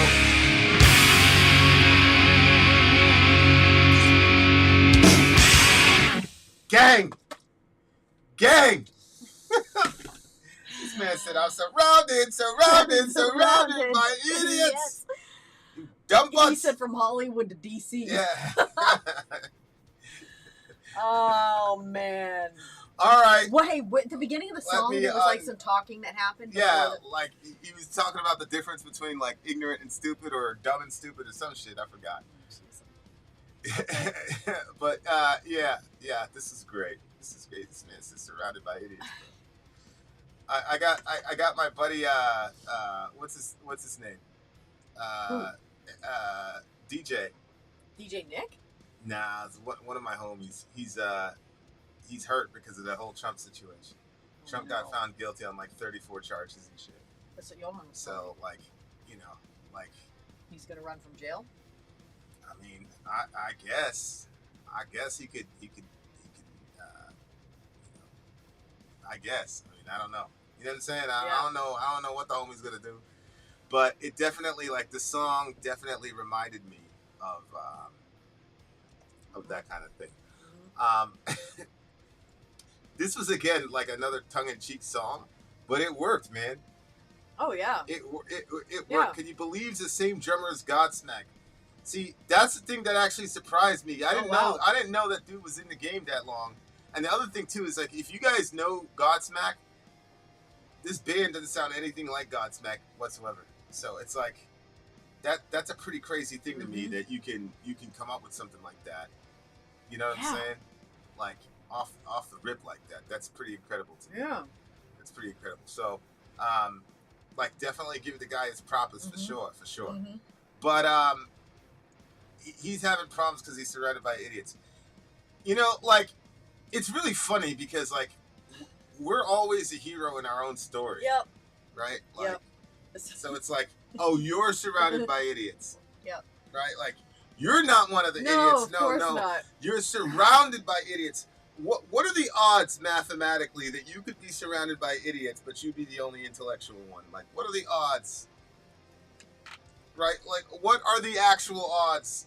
And, like, we never questioned that. Like, we've all done it, though. We've all been like, you guys are morons. Yeah. Babe, which events do I act like this? Oh, well, yeah, when we're in an escape room. Yes. When we're in an escape room, You answered that really quickly. Sori, that's where she gets the upper hand. So, the minute that Sori has the upper hand, man, she'll go completely against one. She loves that shit. She loves being in that position. Shout out to Shannon Larkin, great drummer, who was also in the band Ugly Kid Joe. Holy hell, this dude has been around. Yeah. Okay, so go ahead. What were you smiling about? Were you smiling about my breakdown of your behavior? Well, no, I mean, yeah, I don't think that your assessment is correct. Like when I'm in there, like We'll have all to of a have sudden some I witnesses. figured no. I agree with you that I'm a complete jerk in those situations. Like Okay. I'm horrible. And you said I love being like that. I actually Really don't. I'm bad. actually really frustrated when I'm in those situations Mm. because I figured out how to do the thing, but now I have to explain to somebody how to do it. And if they don't catch on fast enough, I'm wasting time. I just, I just turn into... Turn into what? What do you turn into? Well, I was going to say I turn into a different person, but obviously that's inside of me. So I would say, I get really real in those under that pressure. Is that what it is? Real? Ah, okay. Yeah, it's not very nice, but that's what happens. I didn't know. Is that sound? All you gotta say is you're too real. Okay, I didn't know that. What do you mean? Yeah, no, now I know it's because I'll be like, oh shit, girl, you know how it is. I was just too real for this shit. You know what I'm saying? I was too real, shorty. That's what happened. Anyway, I'm always like, next time I'm gonna do better. Next time I'm gonna do better. With what? When we go to those escape rooms, because when I'm in there, I get so frustrated, and I get like, I'm not nice. And then when we leave, I'm like, really? Like, that's what you did? You had 1 hour? You couldn't do 1 hour? And the thing is, like, yeah, that's as much as I'll say on that. What, the thing is what? Well, I mean, in most areas, you have the upper hand on the situation as far as knowledge and understanding of a given topic. That's the one spot that and editing a video, like I'm better at editing a video than you are, and doing those escape rooms. By a mile. And you see how. Yeah, that's the thing. Is like, I always have like the people close to me are like obsessed with beating me in something. Like the people that are. Like, I don't see that in Michael Jordan's life. You know what I'm saying? Like, everybody around him's like, oh, man, Michael Jordan, you're amazing. It's always the people close to me that, like, they want to beat me or they want to have something. They want to have something over me. They just can't let me just be. They always got to find some way. Always. It's very interesting. Are escape rooms different every time? They are different every time. There's different storylines and stuff around. Well, you don't agree with that assessment? Well, no, because I think that just what's happening is that I'm finally in a situation where I'm like, I fucking know what's going on more than you do. Yeah. So I'm going to steer this thing. We're going to win this room. But then when I'm explaining it, you and I think differently. And this is one thing that I see the longer you and I are together and the more that I can like pull out of a situation and not be like offended by anything, but just sort of like look at it. Yeah. We explain things differently and we look at things differently. And if you and I like talk about it, we kind of can meet in the middle and have actually really interesting conversations and stuff. Yep.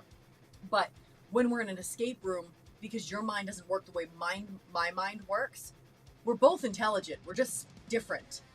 And so when I'm trying to explain to you what needs to happen, my explanation to me is so simple, but I'm not explaining it in the way that you would understand it best. I'm explaining it in the way that I would understand it best.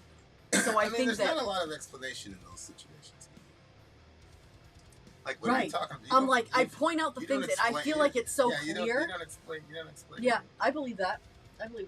Yeah. But, yeah, it's, hopefully the next time it's just, it's not complicated. grown. It's just you. Yeah, but, You know what I'm saying? you can't, Like, you come from a background, where everything's about control, hierarchy, all that shit. Like, it's just you. Like, that's where you came from. You know what I'm saying? It's, I mean, that was your upbringing. You know what I'm saying? All through my life, every day is the same. And they tell me I'm losing a game. I can talk until I'm blue in the face. But can you tell me who's the one to blame? And what are you going to do when we get old and we're tired of doing what we're told? Because the government's broken. We're out of place in a country that's already been sold. That's so crazy to me. This song was written in 1991. Yep. That line looks like it could have came from any blogger or any whatever worth his salt or her salt in the current situation we're in. I'm always impressed / depressed by 90s artists complaining about shit that is still current today. Oh, yeah. That's like really tough to deal with. Like, damn. Like, we really haven't come that far. So it's like, when We have you not grown. look at that line, like, what are you going to do? We're out of place. The country's already been sold out. It's hard to make money. I mean, it's a tough situation to be in. I don't know what to think, but I know what I see. I'll think I'll have another drink. You want to join me? Can't make sense out of any of this. The more I try, the more I get pissed.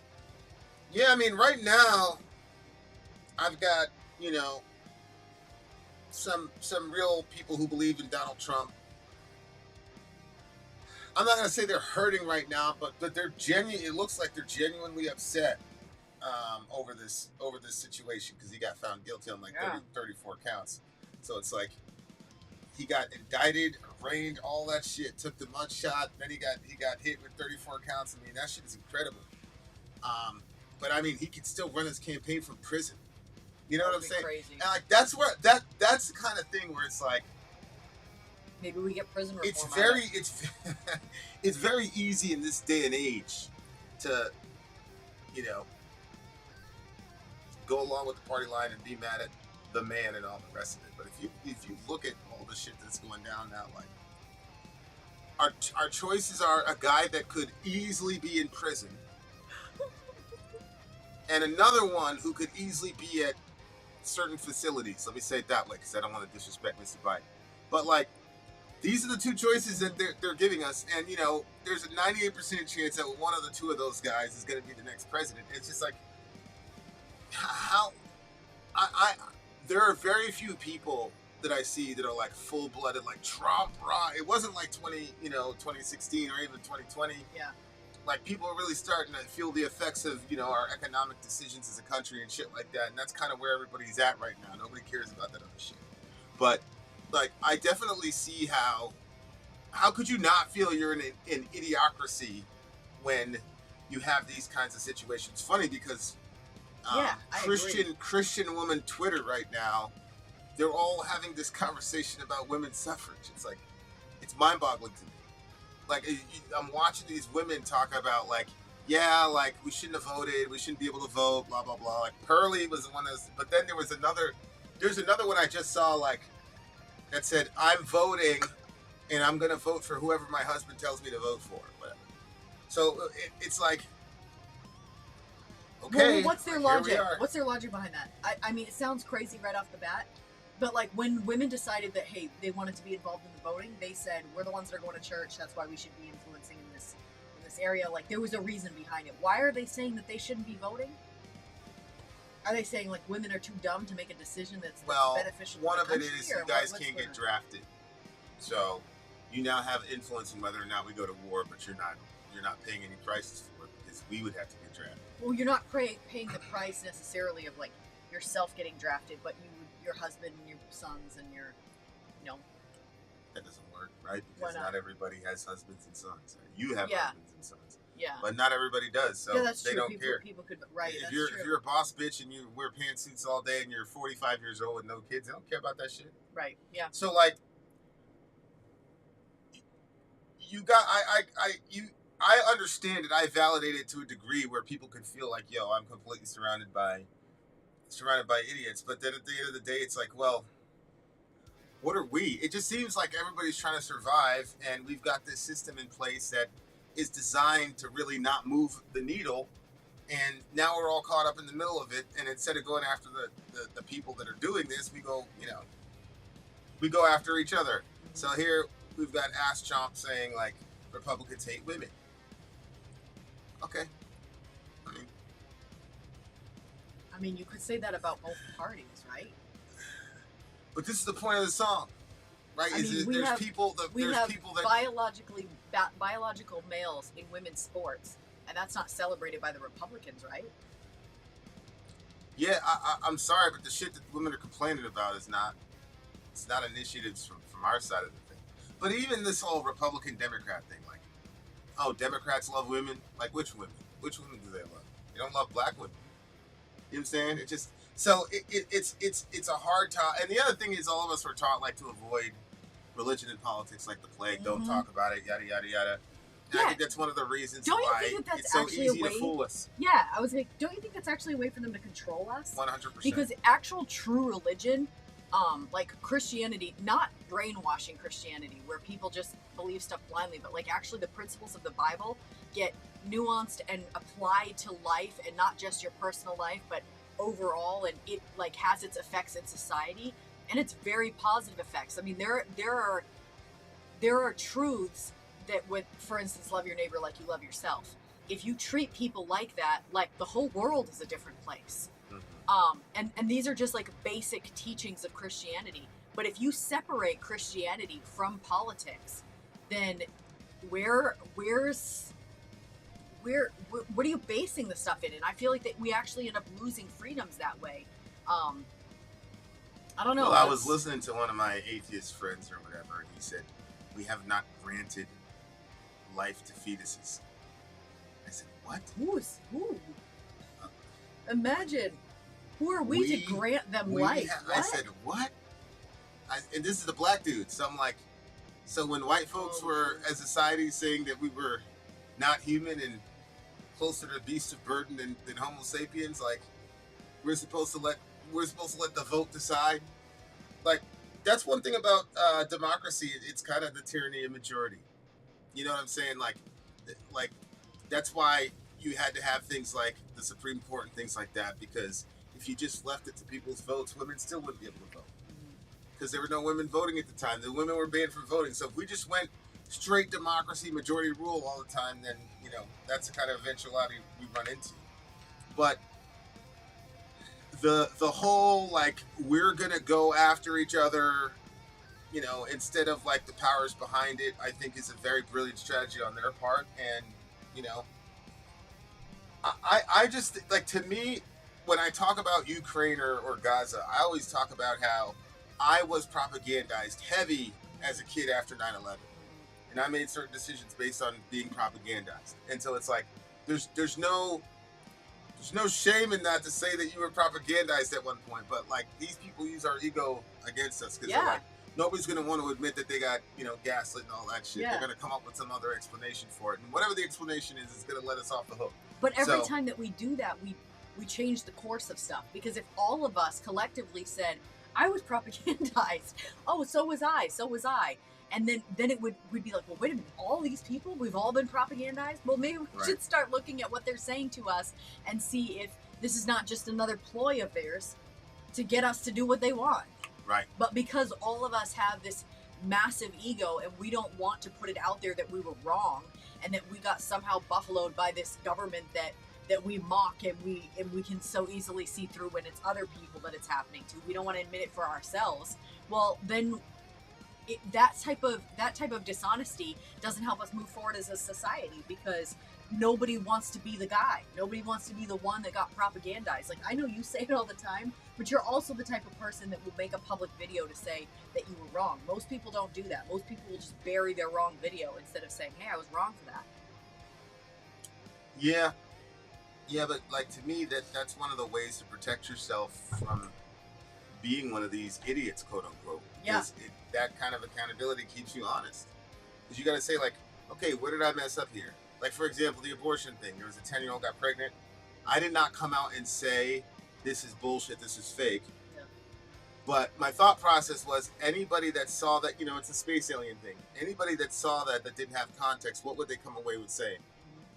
Well, it turned out that there was an actual 10-year-old girl, and whether or not the pro-choicers were using it to manipulate, I didn't care. The girl actually got pregnant, and, you know, whatever. So I had to go back and shoot a correction. And if you don't like those situations where, I mean, I don't really care about shooting correction, but if you don't like being put in that situation, the next time you're going to be like, okay, I gotta dig a little deeper before I start commenting. So it keeps you, but, like, now what's happening with social media, everybody's a journalist kind of. And now you've got people, and I understand why, like, you've got people that are like, yeah, that's what the suits on, you know, NBC are saying, but what does Jimmy Dore think?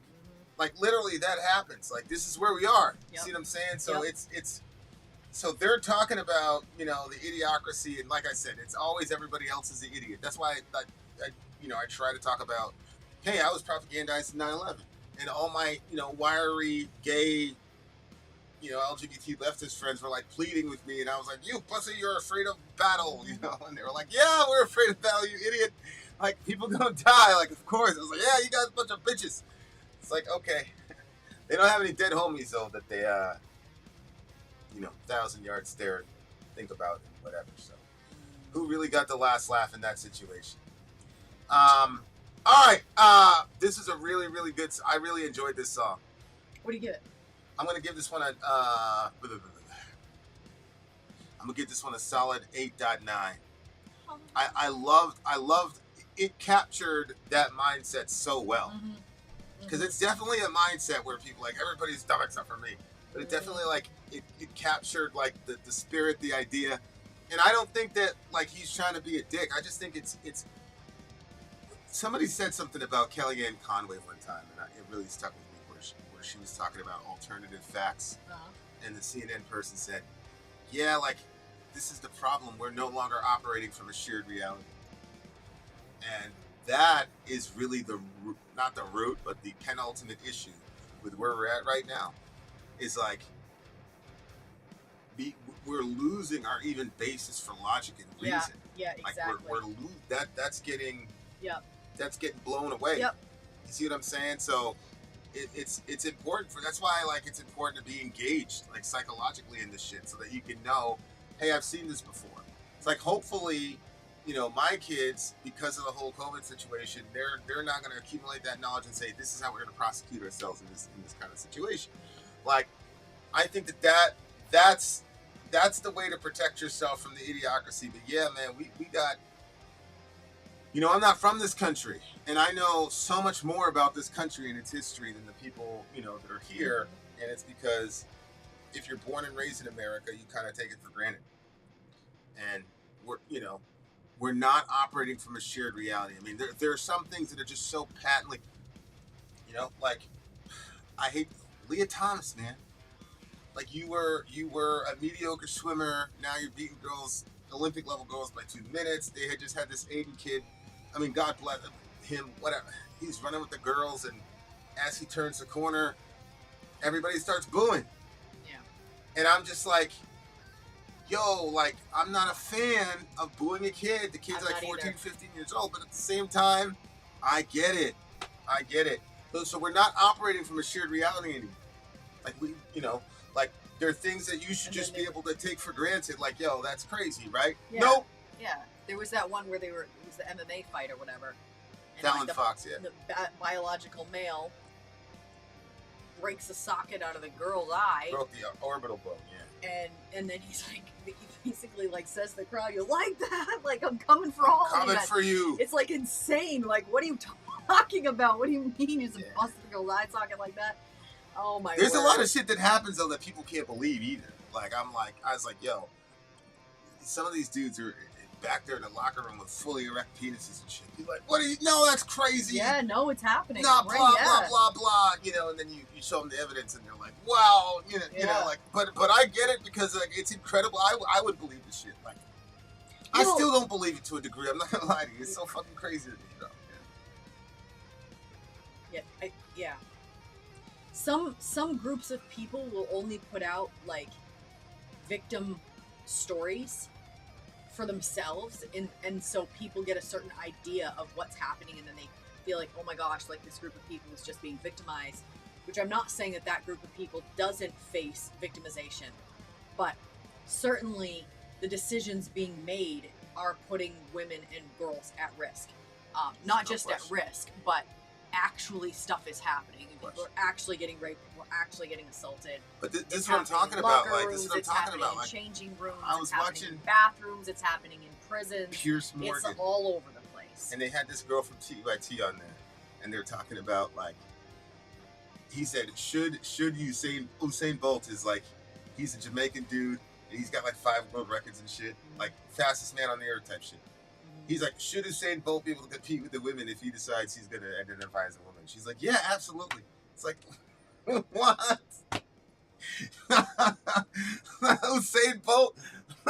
Like, no. 5 years ago, all of us would have said you're an idiot for asking the question. You know what I'm saying? Mm-hmm.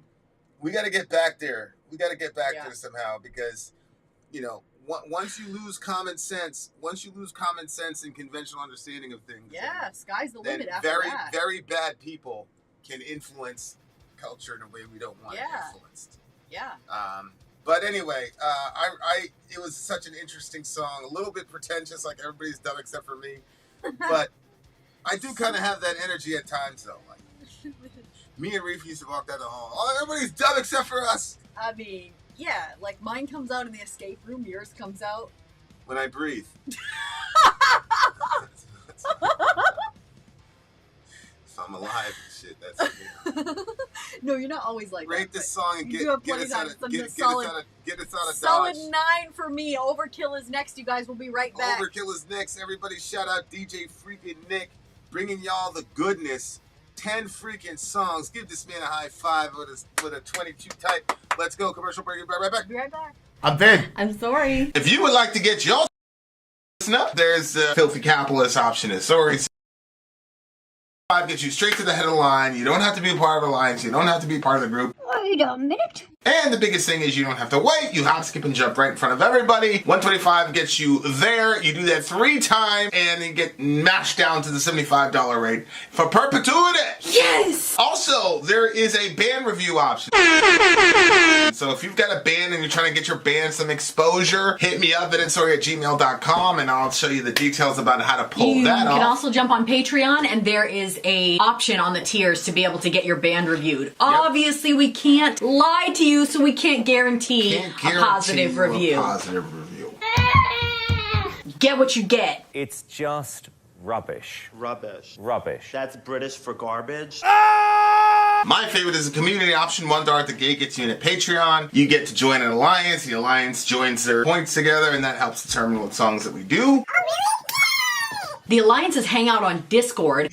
Message me on Patreon to get the link. And they do all kinds of other cool things. They do Minecraft, Dungeons and Dragons. Yeah. It's really a community within the community. Anybody can go in the village, facebook.com/Vin and Sori. There's 160,000+ people on the channel. What's cool about the Discord is that it offers a real opportunity for community connection, friendship, that type of thing. And it's on Discord, so if you're not a Facebook person, it's for you. You start off at $1. Right. Plus you get exclusives. Sori and I are working on a song. So the first 15 seconds of that was on Patreon. Also, at $15 tier and above, when we actually debut the video, they're going to be there live with us. There you are, dear listener. Buy our merch. Buy our merch indeed, and shall lead them to buy our merch. Yes, dear listener. Yes, dear listener. Yes, dear listener.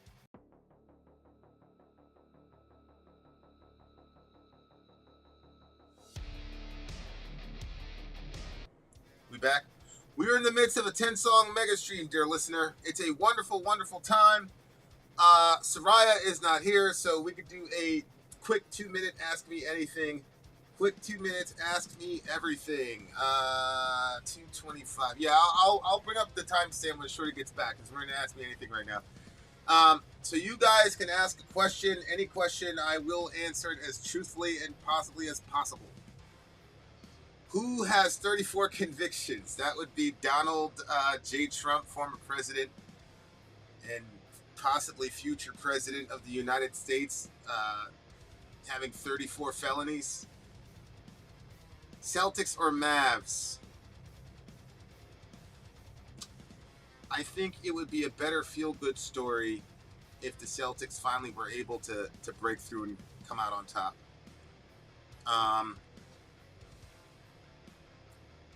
I think Luka,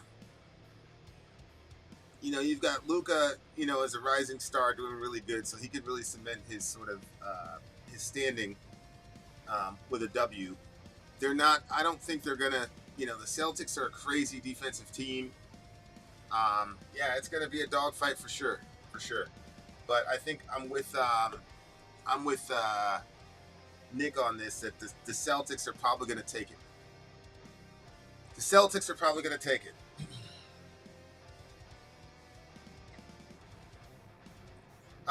So yeah, it's crap, Steve says. Yeah, I mean, I think it's really cool to me that in sports we're now starting to see some real parity. I was definitely a Patriots fan. Everybody knew that, but like having Tom in the postseason, like deep in the postseason every year, like I could definitely see the fatigue factor for sure. Did we set time for that stream? Sending email to it at the yeah. Soraya's gonna take care of that, and she already told me the situation. We're in good shape, no problem. How come you never call me? Because you never text me. What a piss poor display of judicial power. I don't, to be honest with you guys, I don't know the minutia of what happened with the Trump trial. I just think, especially with these millionaires and billionaires, not to be too Marxist, but I don't think with any of these people, if you dug down under the surface, that you couldn't find some very serious felonies. You see what I'm saying? But you got people like Diddy, R. Kelly, Mr. Trump, who are so brazen because they're so rich that they do crazy shit in broad daylight and believe they're never going to get caught because it's been like that the whole life, and then finally you get caught up, you get jammed up. So I don't know if that's what's happening with Mr. Trump. Mr. Trump's an extremely powerful guy. I told my people in Middle America, I'm like, listen, man, y'all, you know, pay attention when you're walking down the street, pay attention when you're in Walmart, get in and get out, you know, like, something's going to pop for sure. It'll be reversed on appeal. I mean, like I said, I don't know the merits or demerits of the case. I would like it to be reversed on appeal because I don't want to see Americans killing Americans in the streets. And I do believe that if the DOJ or whoever finds some way to get Trump off that ballot, folks are going to die in this country for sure. They really are. And you could say, you know, you're letting fear or blah, blah, blah. It's like, say what you want. But that's what I think is happening. We gotta put the kibosh on this train. I don't think it's happening. The thing with Trump is that they were misdemeanors that they just randomly turned into felonies. Yeah, I mean, there's a lot of shit. Like, it's clear that the DOJ had him in the crosshairs. That's clear. I don't feel bad for him because I don't pity winners. But they clearly targeted him. And look, if you think that that's cool because you don't like Trump, you were propagandizing and hating Trump, please understand that Trump is the archetype of supposedly the most dominant class of Homo sapiens in the world. And so if that can happen to him with his billions, what do you think is going to happen with you?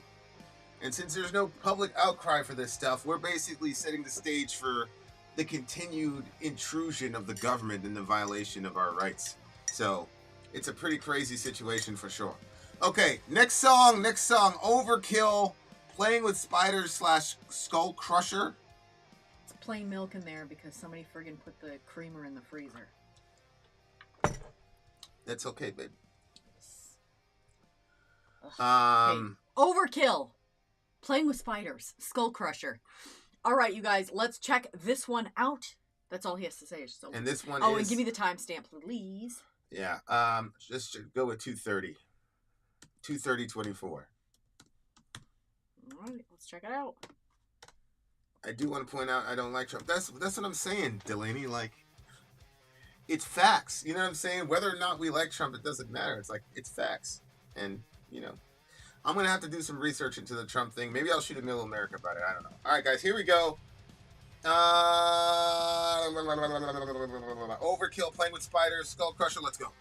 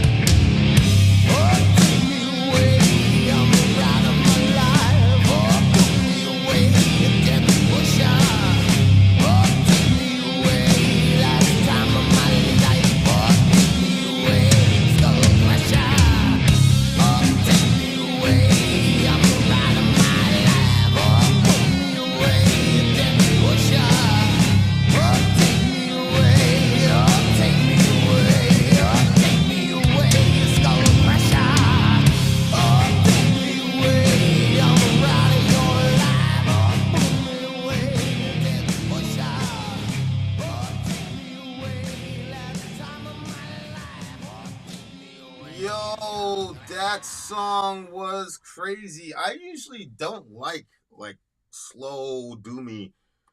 I usually don't like that stuff. That's not usually my cup of tea. Yeah. It's almost as bad as what's that other Prague or whatever. Whatever. I turned this one up, so that's always significant for me. I'm always impressed when they can make the verse lines. Like when there's moments in the verse lines, like for example, like the "We Will Rock You." Yeah. Where the rhythm of the verse is like. Yeah. Like the cadence is crazy. The cadence here was crazy too. It was really, really good. It was really good in the verses. It was kind of like I'm a badass jazz player, thug strutting, all type of shit, thugged out orthopedic. Okay, that song was incredibly good.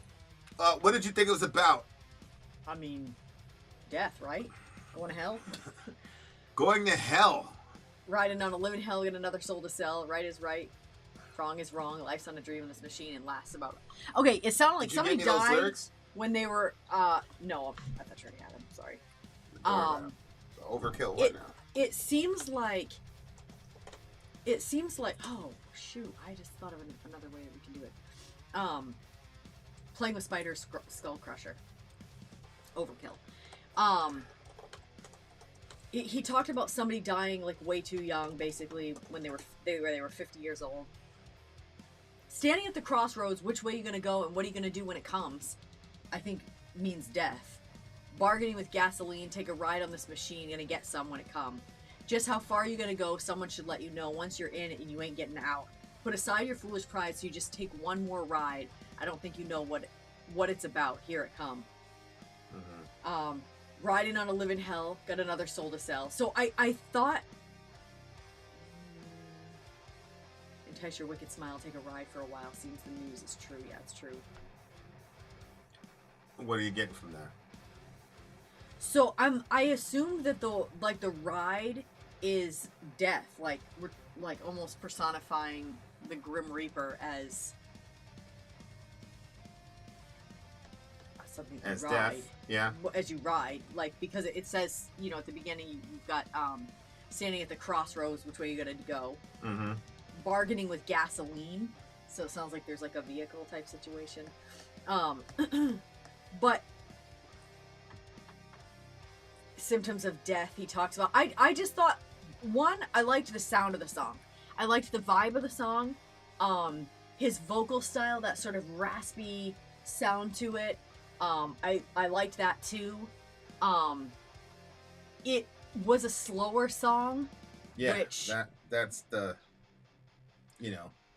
the Doom aspect of it. Yeah, I think I really like Doom, to be honest with you. I feel like I always rate those pretty high. What do you think? Yeah, you usually Doom does pretty well with you. Yeah, I kind of like slow burners. But anyway, I liked this one. And it's funny because, the song was just over 10 minutes. And it felt more like 4 minutes to me. It didn't feel like it was a 10, plus minute song. I liked it. I really liked the whole thing. And even, again, because I keep bringing up these NDEs, like the near-death experiences, stories. But when he says, "Oh, take me away on the ride of my life. Put me away, Death Pusher." And then he talks about the Skullcrusher. Well, I think, I think that it's interesting to hear people like speak to death that way. Like, I think as a Christian, Paul said, "Oh, death, where's your sting?" Like, like, "Oh, grave, where's your victory? Oh, death, where's your sting?" Yeah, so I can see from that perspective, if you're like, "Oh, well, we have a risen Savior, and He told us that He's going to raise us from the dead, just like He was risen from the dead, because His death on the cross, broke the hold that death had on us." So in that regard, I can see, like, you know what? Go ahead, take me away, Death Pusher. You know what I mean? Because I'm going on to something bigger and better. I don't know this person's situation, so I can't speak for them. But when we were listening to those NDEs, some of the people were saying, like, they believed that they were all completely good, and so, when it was time, it was like, whatever. But then all of a sudden they landed on the other side, and they were, like, not unprepared for it.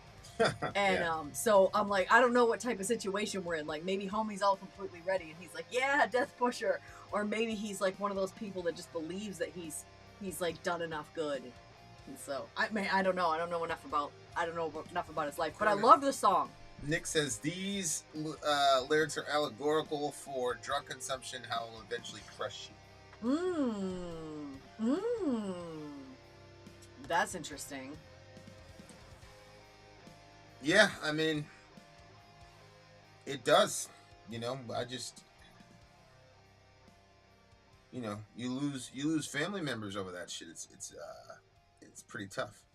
How far are you gonna go? Somebody should let you know. Once you're in, you ain't getting out. Put aside your foolish pride so you can take just one more ride. I don't think you know what it's about. Here it comes. Yeah, man, there's been a lot of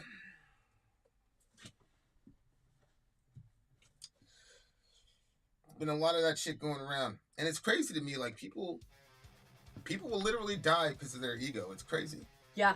Like yeah, you know, or let other people die. Folks too. not asking for help, that type of shit.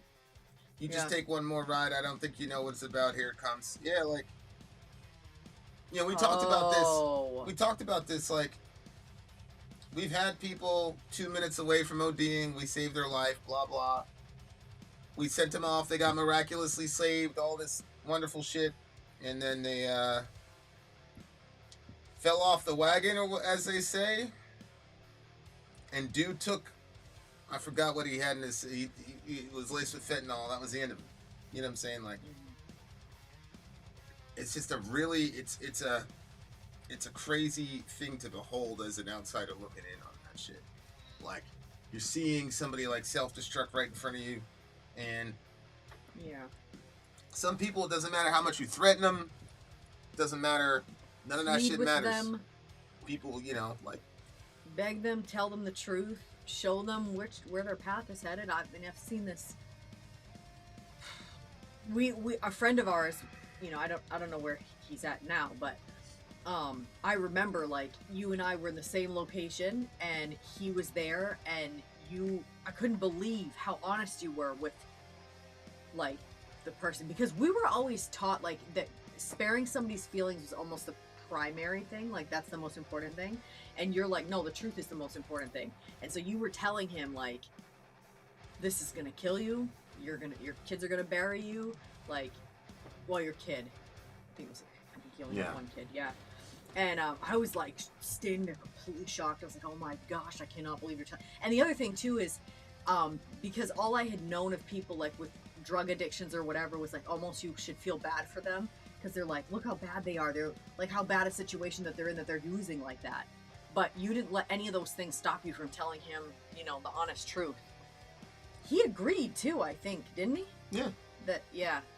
He was out there. He's been out there. He was there when dudes OD'd and died himself. You know what I'm saying? He had Narcan or whatever the hell it was to get his friends out, but luckily the cops didn't stop him from helping them.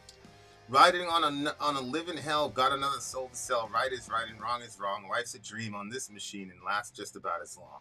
Wow. Yeah, I mean,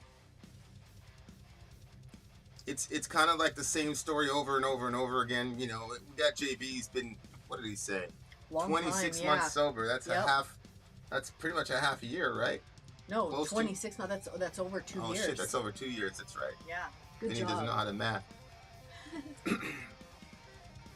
No, that is a great job, and that is something to be commended and celebrated, because not everybody makes it. You know what I'm saying? So, kudos to you, my boy. Yep. I'm glad you do that. Stay with it. Stay positive. Exactly. But yeah, that line right there, like, I couldn't really get past it. When he says you take one more ride. Yeah. Because I'm like, that happened to a lot of our folks, man. Like, they took that one more. Took that one more. It was over with. Yeah. So. But it's an important song because, like, you know, I don't know metal's place in mental health. I know it has a place. I just, there hasn't been enough research on it to, like, really, really dig into it. But it's songs like this that saves people's lives, where people, like, rethink shit and go, well, you know, do I want to? Yeah. Like, what do you actually want? You know what I'm saying? And so, like the most recent death was, to me, like, he just gave up. You know what I'm saying? He just, it's too much for him, I guess. But anyway, good on you, Jay. Stay with it. I'm glad for you and the people that love you. You know what I'm saying? Because that's your mouth gone dry, shortness of breath, symptoms of fear, symptoms of death. Yeah, like, it's all there, and people make those decisions, you know? And it's tough because you got other people who are, like, dependent on you, or, you know, but anyway, It's a silent count for me. It was definitely a good song for sure. It's just not a song, you know. Yeah, no, I enjoy at this particular stage in my life. Yeah. I mean, obviously I didn't get the full context of the song. I still really like the song. It's a 9.8 for me. Yeah, it's a good song. It's a good song. We'll see you beautiful people on the other side of the break. Vin out. Sorry out. Gone.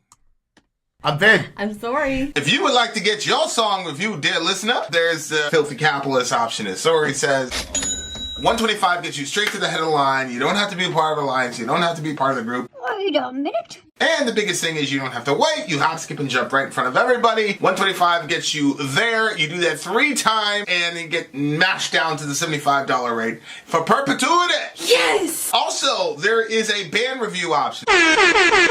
So if you've got a band and you're trying to get your band some exposure, hit me up at villageXchange@gmail.com, and I'll show you the details about how to pull that off. You can also jump on Patreon. And there is a option on the tiers to be able to get your band reviewed. Obviously, we can't lie to you, so we can't guarantee a positive review.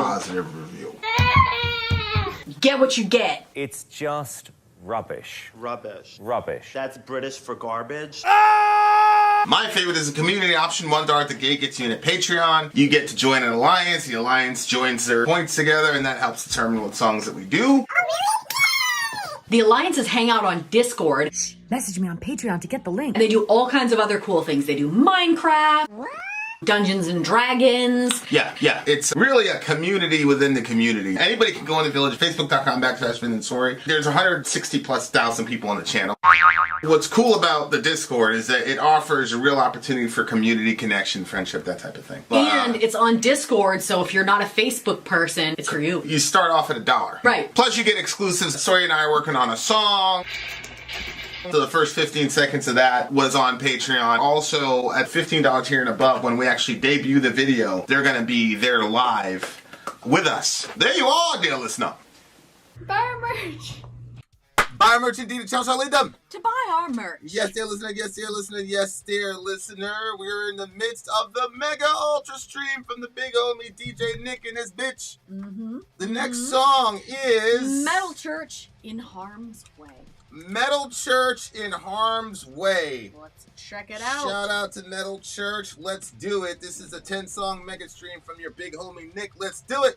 Metal Church in Harm's Way. Let's freaking go. Mayhem. Metal Mayhem.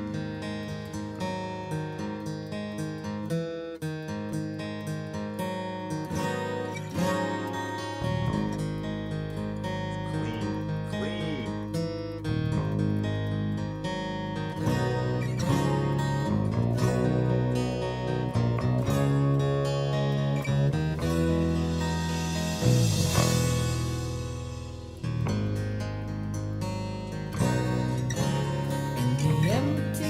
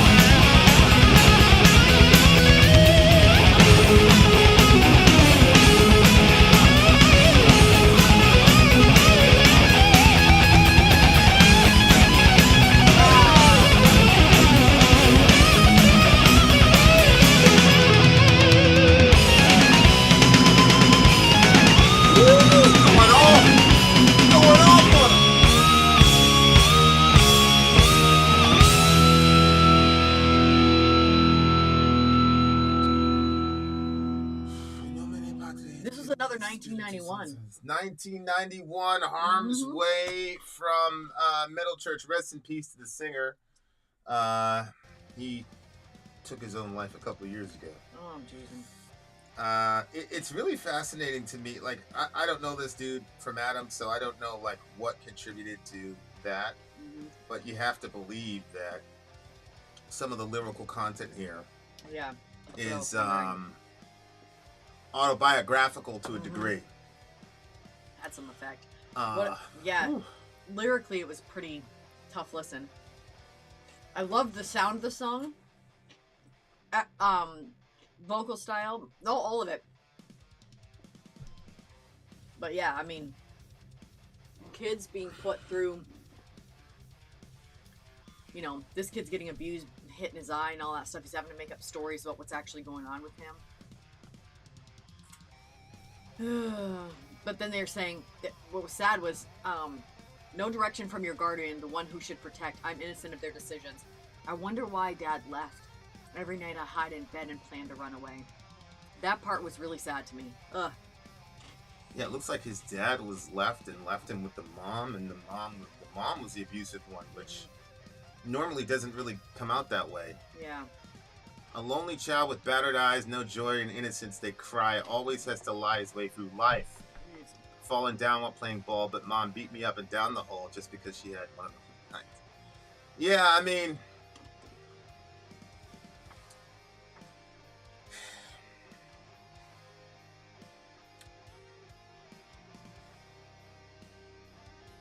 I always want to, you know, honor my mother. You know what I'm saying? But there was definitely situations like that, especially between me and her, for sure. You know, and she was, I mean, the way I look at it, she was trying to work out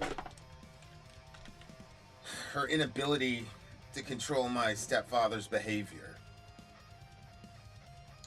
And because he couldn't be controlled, she had to, you know, it went down to the kids. And you know how I am, if I feel like somebody's trying to control me, like I'd rather die. So we had a lot of conflicts. And, you know, he says right here, a human life's a gift from God. Your conscience and your heart are gone. You're much too cruel to have that point of view. I mean, that's a very, it's good that as a child or as a son, because you never stop really being a child to your parents. It's cool that he had the wherewithal to say, like, you guys were wrong here. This wasn't right. I was a kid, type of thing. But it looks like he wasn't really able to overcome it because, like I said, he took his own life around 2019. How does a child get himself out of harm's way? Yeah, I mean, that's always like the thing for me is the inability. I just remember being a kid and being in these horrible circumstances, and there's literally nothing to do. I mean, what could you do? You know what I'm saying? Yeah. So you kind of have a complete weakness and vulnerability as a child, and you kind of need all the adults in your life to kind of, you know, pitch in and look, you know, and it's hard, like, instinct to defend, where does it all end? How does a child get himself out of harm's way? Like,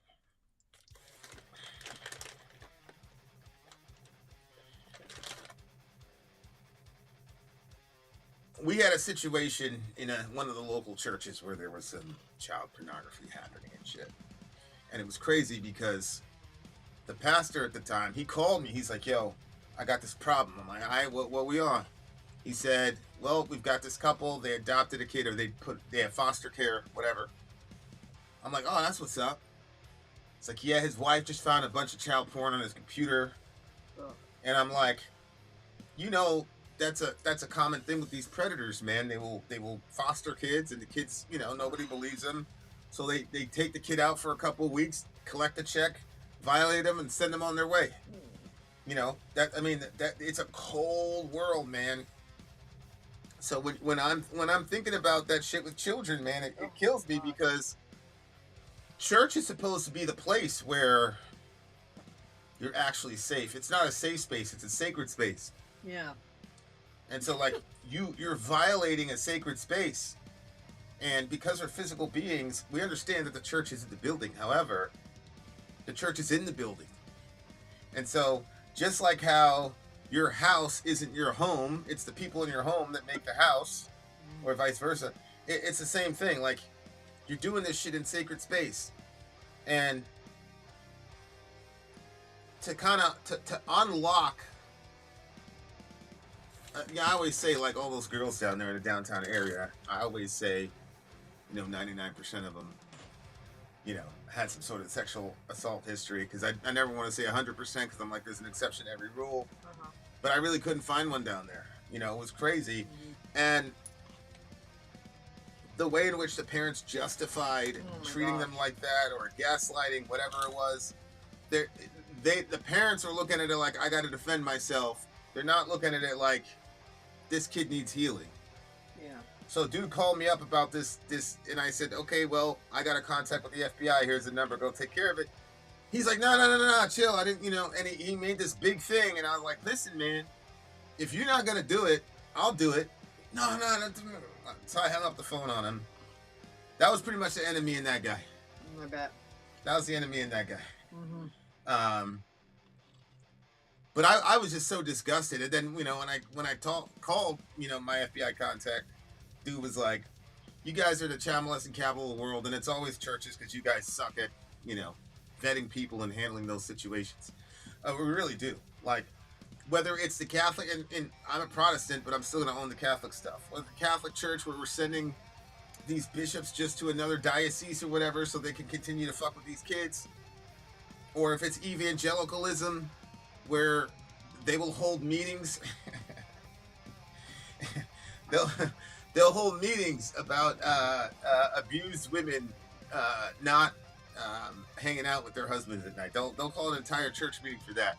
But the fucking child molester, nah. Nope. So the woman who says like, yo, I'm out of here, I'm not playing this game with y'all, I'm not gonna let myself be abused just because I married you. Those are attitudes that we need to have church meetings over. But the fucking pedophile, you sick motherfuckers. Man, fuck all of you. Honestly. Like, yeah. To this day, I don't know, like, the morality or lack thereof. Because, I got the whole no snitching policy, you know what I'm saying? Because I came up in the ghetto. Yeah. But, I mean, part of me feels like I just want to be like, here's a public service announcement with these people. They're not going to protect you. And look, listen, I hope your church has a good program or whatever, but don't assume anything. Yeah, I know. Like, I'm not, I'm a Christian. I'm not going to badmouth the church because the church is my family. I'm just telling you that if you think you're going to walk in there and that they're going to prioritize the safety of your kids, it's just not true. Yeah. These predators specifically find evangelicals in Christian spaces because there's a giant primer on forgiveness in Christianity, and no matter what you've done, you can come back, and that's true, and you can see why that would appeal to somebody with that disposition. But for me, I'm not willing to risk the innocence and lives of these kids, because it happened to this guy, and he wasn't able to overcome it. It happened to Chester, he wasn't able to overcome it. So, like, I don't play around with that. That's not a joke to me. Like, and I was willing. I was willing to do it. Utilize all means necessary to protect my, those kids. But yeah, man, like, that dude was gonna let that shit go. He wanted me to come up with some like under the table solution for him where he could settle the situation and then, not have to get the cops involved and all the rest of it. I'm like, man. So I remember, and that's why like Korn was so important to me, because they had these themes of abuse and things like that. Yeah. That, Jonathan had to get over, and he was very honest with it. Yeah. And, very honest. I used that for as long as I needed to use it. And then when I didn't need it anymore, I left it behind. But, man, it's just a really horrible situation when kids ended up having to pay the price for the selfishness of their adult counterparts, whatever. Yeah. Yep. And rest in peace to the homie. Of course you have to do this to me. Why did you freeze? Go ahead. Yeah, the song,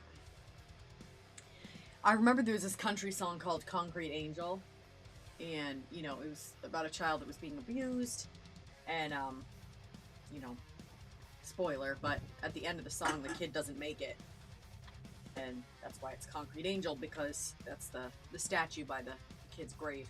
It's just, it's hard to believe how cruel people are.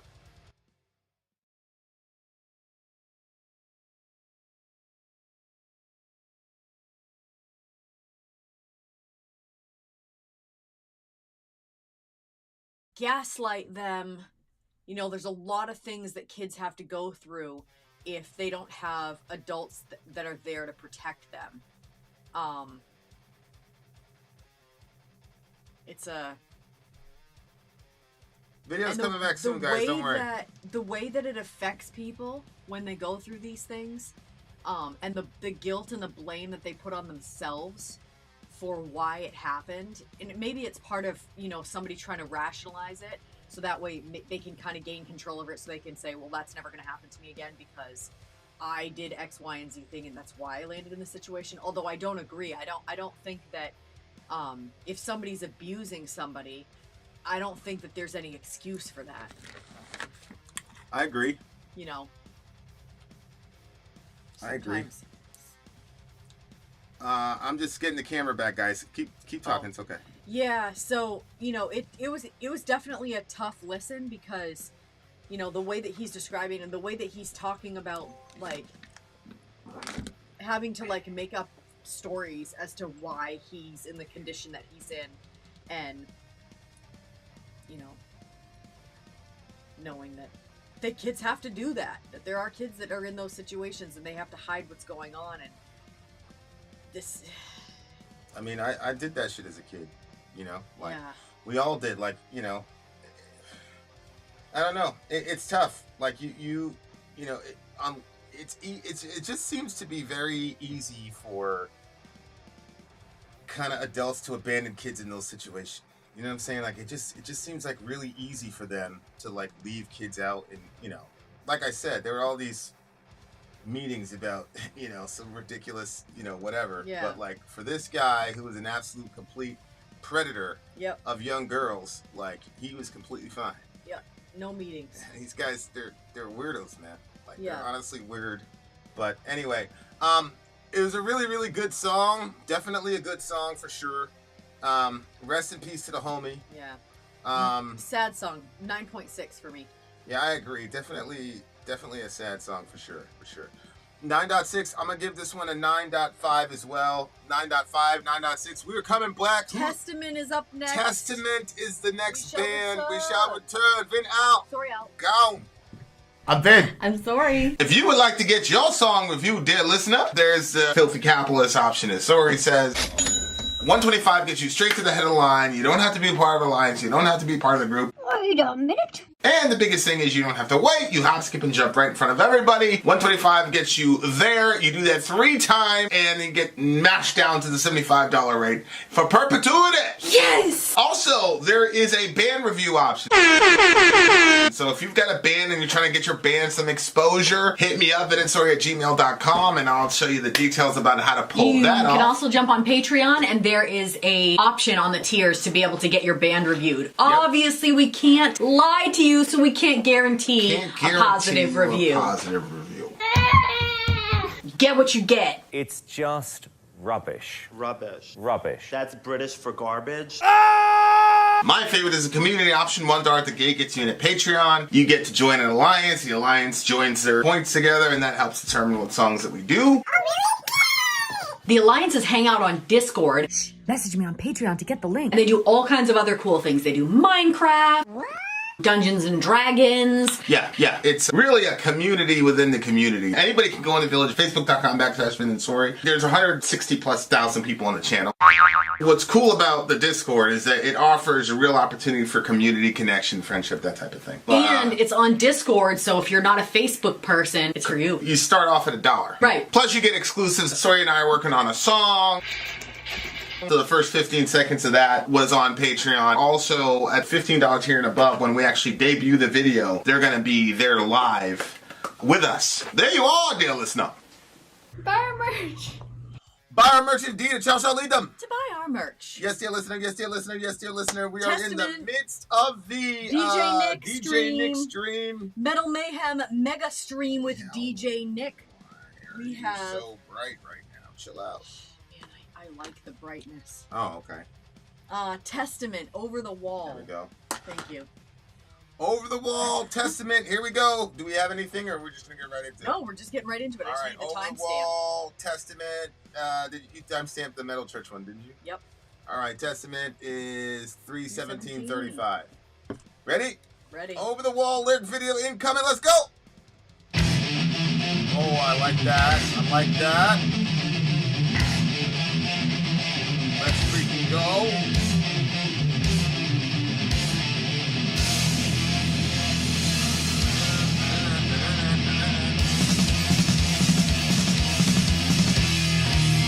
Oh, I love that drum part.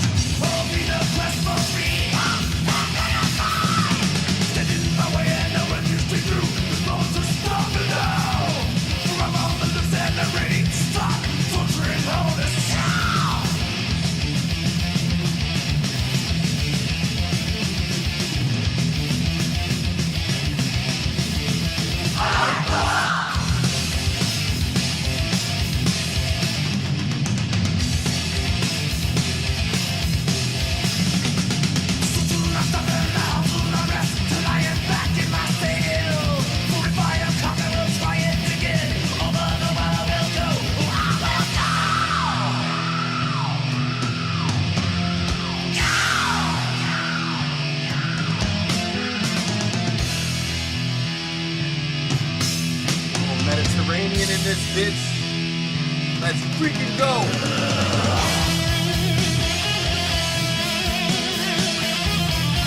Woo!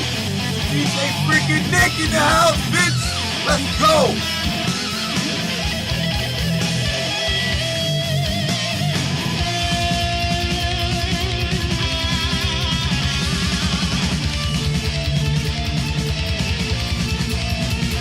Whoa!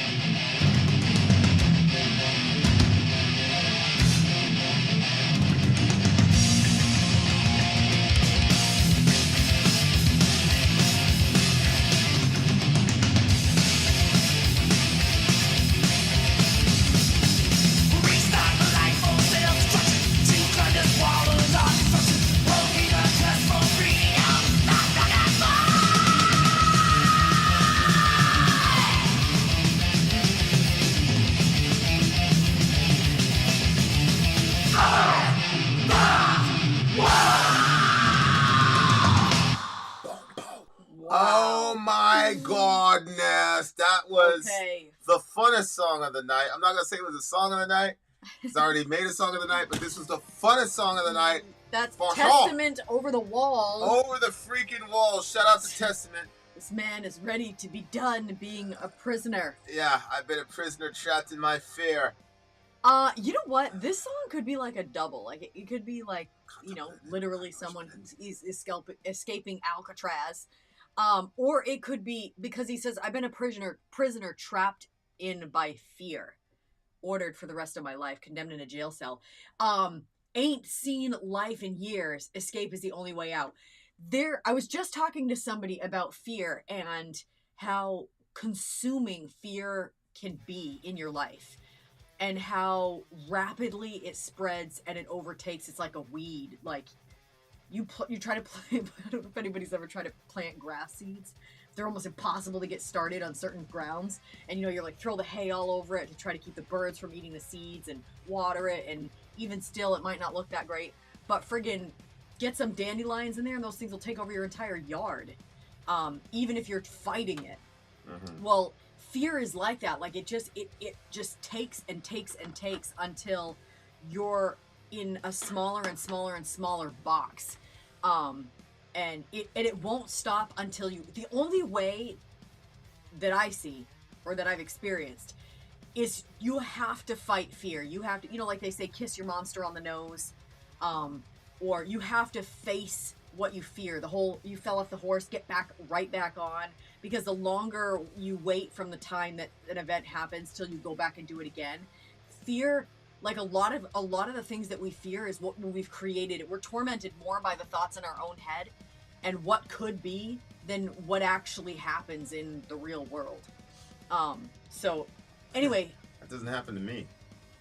Well, yeah, I mean, not everybody's experiences are as extreme as yours, but I think a lot of us can relate to the fact that, you know, what you're afraid of happening, what actually happens, you know, some people are, you know, they're afraid to go out in public. What's that, agoraphobia? Yeah. Afraid to go out in public and, like, just the fear is just consuming and you I never use those phrases. Like, you'll never hear me use phrases like that. Like what? All you have to fear is fear itself. Like, all the things that you're worried about, the reality is a lot less than what you're worried. I never use that shit because that's not how it's gone for me. The shit that I worry about usually comes to pass. So I've heard that. I've never really believed in that. Even as a kid, like I never. I think you got to have a certain kind of life for a maxim like that to work. You know what I'm saying? Mm-hmm. But there hasn't been a lot of things where like the fear was all in my head. Like I had good reasons to, I don't know. But you know, I also am not a fan of platitudes in general. So it might just be I'm a contrary person, you know. But for me, like I don't use that phraseology because, you know, like it's Job said the thing that I feared the most has fallen upon me. Yep. So like I can't like say in all honesty like, oh yeah, shit's in your head, man. Like, you know, most of the shit that you're afraid of isn't gonna really come out in real life, you know, like because that hasn't been my experience. I wish it was my experience, but it really hasn't been. Mm-hmm. You know, so it just depends. But go ahead, keep going. I don't think it's wrong, like morally. I'm just saying for me, like that's never been my experience. I never had that experience where like the shit that I was afraid about like didn't come to pass, or if it came to pass, it didn't have the impact that I thought it would because it absolutely did. So I don't know. So you're saying your fear is justified fear? Yeah, I mean. Well, what do you do? How do you balance that out with Jesus? You know, like the Bible saying, "Fear not," like, you know, all the 365 times that it says not to be afraid. You're saying, well, my fear is justified, and so. Well, I think the "don't be afraid" command has to do with the state of being. Like, if I say I'm worried that XYZ person, if they continue on this path, is going to die, I don't think that's a violation of Scripture. Like that. Like there's godly fear, right? Which we're commanded to have, and then there's worldly fear, which we're commanded not to have. So for me, he doesn't say don't fear godly fear. For me, I mean, for me, it's again, like we lock our doors at night. Mm-hmm. Are you living in fear because you lock your door at night? I don't think so. I think you're living in the real world, and I think that there are practical steps we can take. Even though we trust God, relative to our safety, you still lock the door. Mm-hmm. And that has to do at some level with a fear mechanism. We're afraid that somebody's going to breach our property in XYZ, right? So that's kind of how I look at it. I don't make decisions based on fear. Like, I'm pretty committed to that.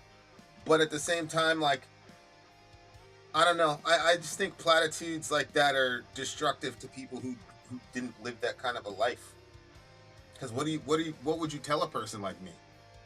You know what I'm saying? Like, that might work out for you. I mean, it depends on what it the person... works out for you that way. It doesn't work out for Depends us on what the person is afraid of.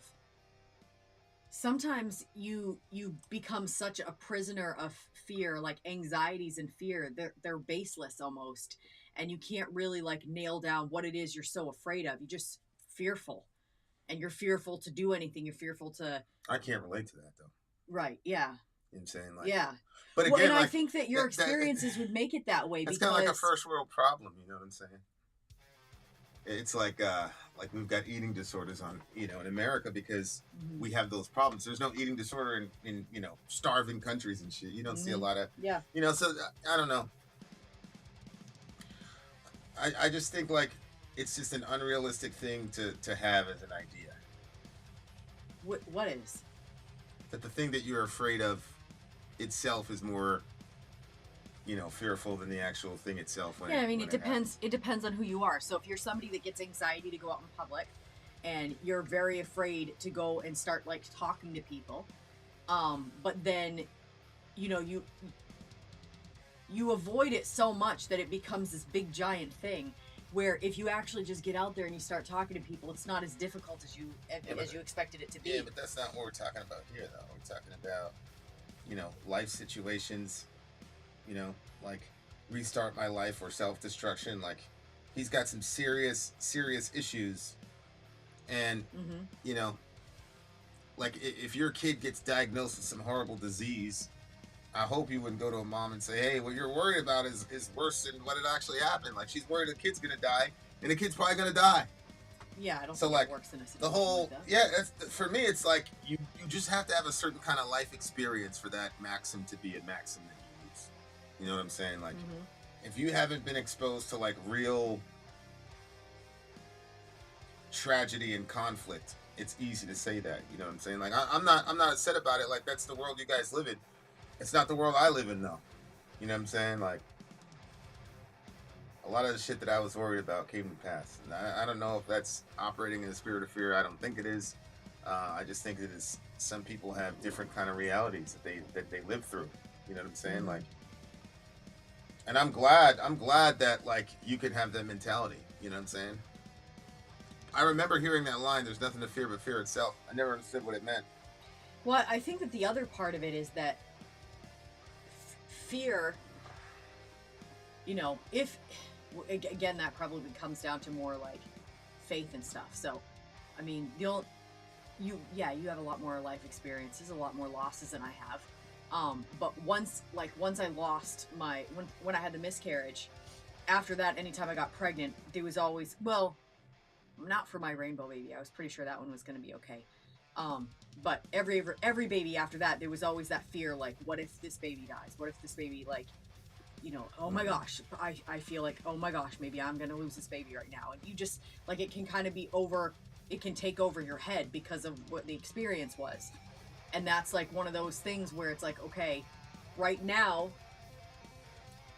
when you are faced with it and you have to go through the loss of the child and, like, what does this mean, and, like, working that out on the practical everyday life, or X amount of years later, all of a sudden, boom, it just, like, the way that it kind of hits you, you have to work through it, and it's still something that I'm working through, you know what I mean? But I guess once you go through something like that, you can live every single day of your life worried that something is going to happen so I could do that, you know what I mean? Like, I could think every day about losing the kids, and, what if this happens, and what if that happens, and what about this, and, like, there's endless things that can happen to them, especially there's so many of them.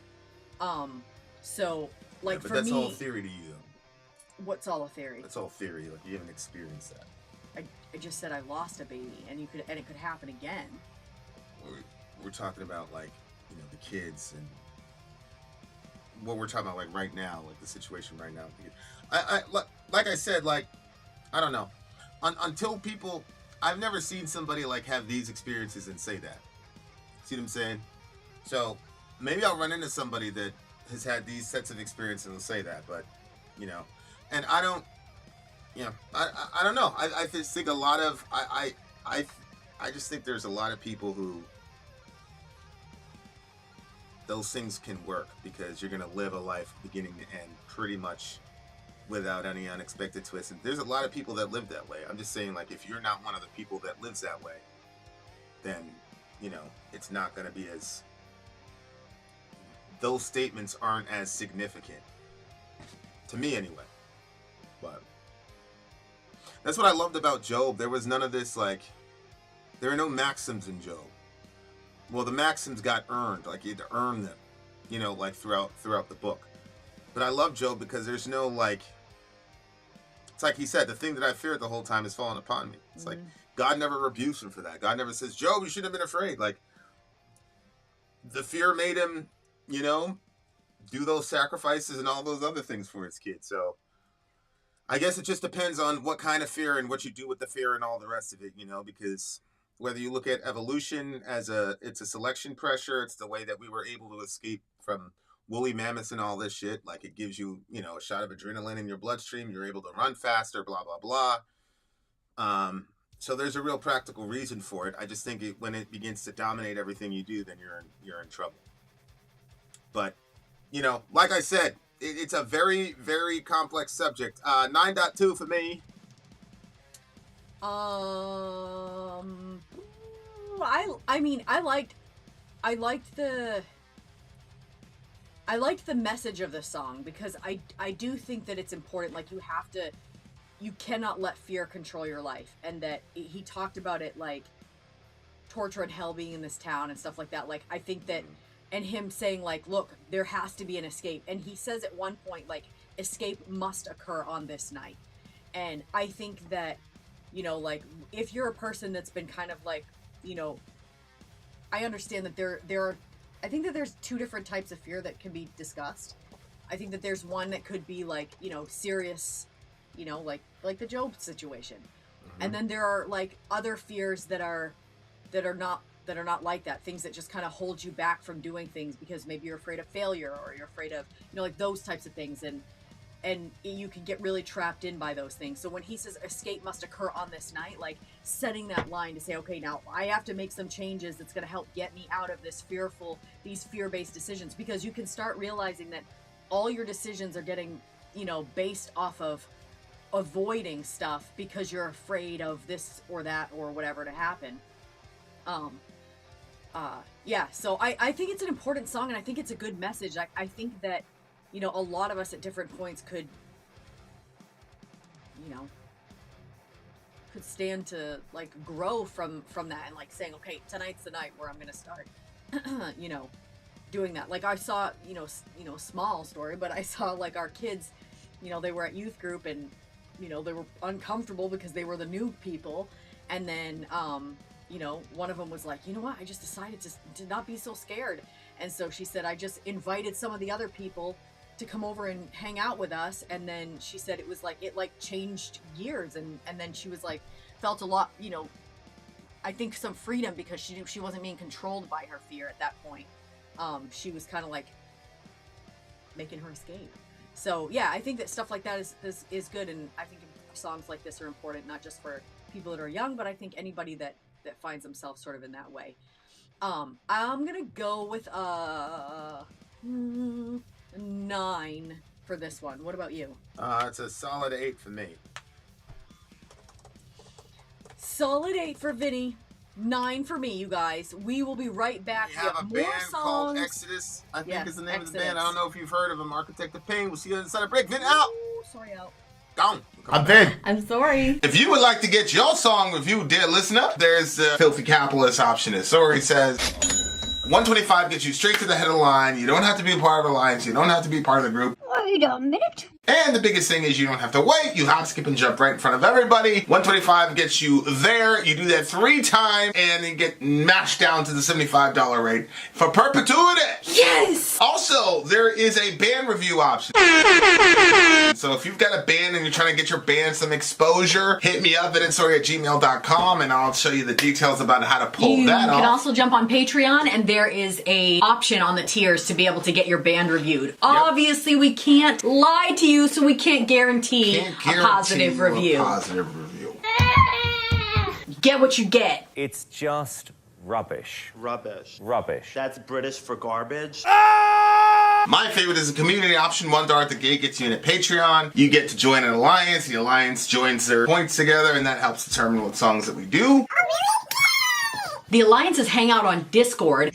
Message me on Patreon to get the link. And they do all kinds of other cool things. They do Minecraft, Dungeons and Dragons. Yeah.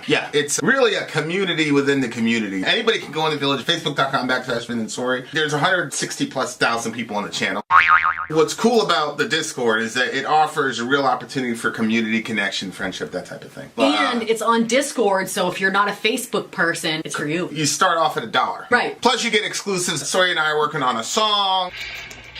So the first 15 seconds of that was on Patreon. Also, at $15 tier and above, when we actually debut the video, they're going to be there live with us. There you are, dear listener. Buy our merch.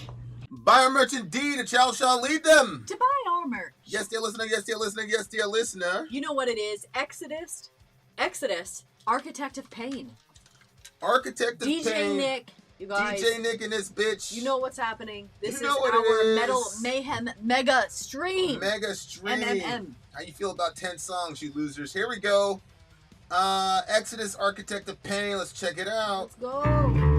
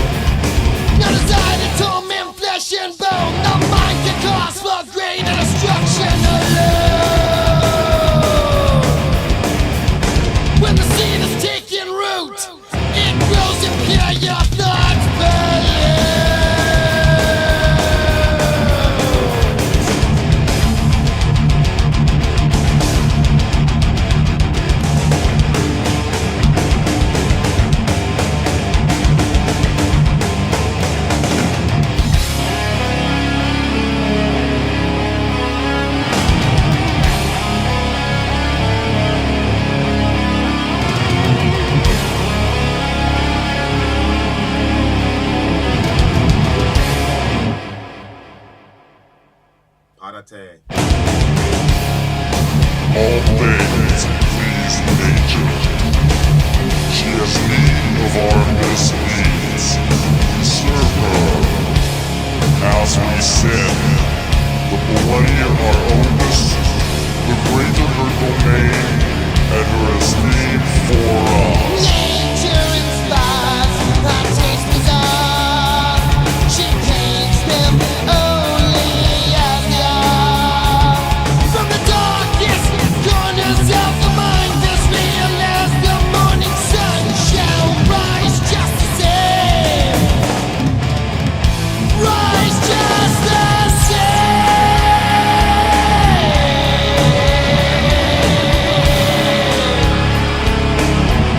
Rise just the same.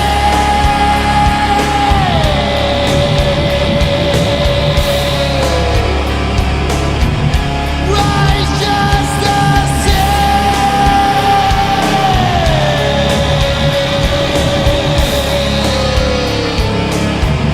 Rise just the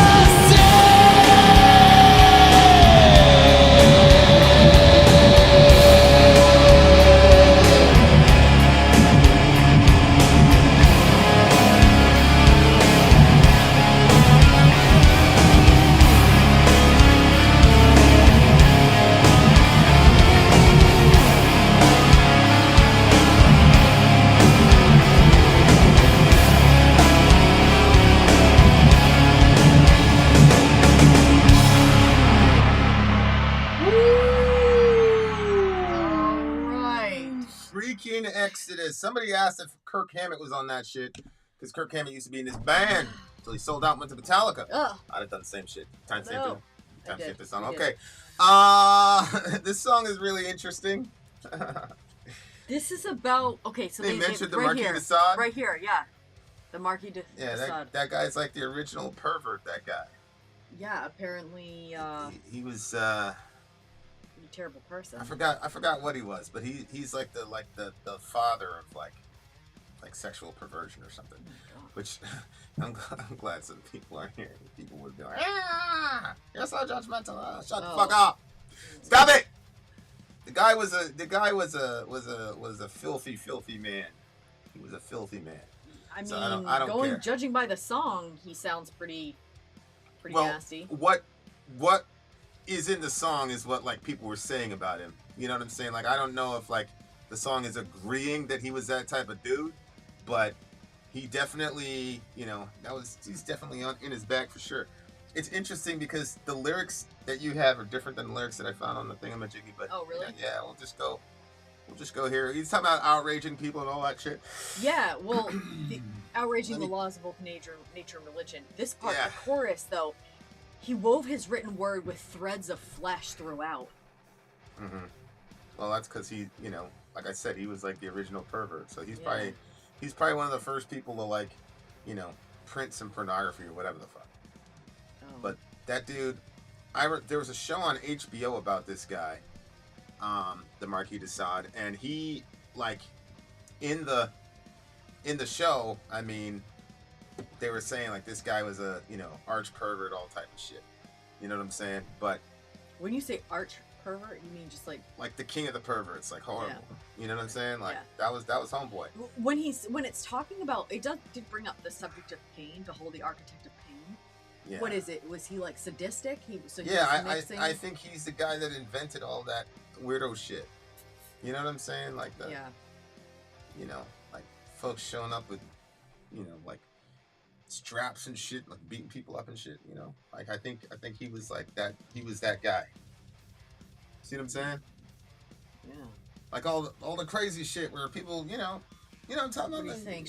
they're hitting- Shades of hitting- Grey? Yeah, What that is that whole thing. Like, Yeah. he was the guy.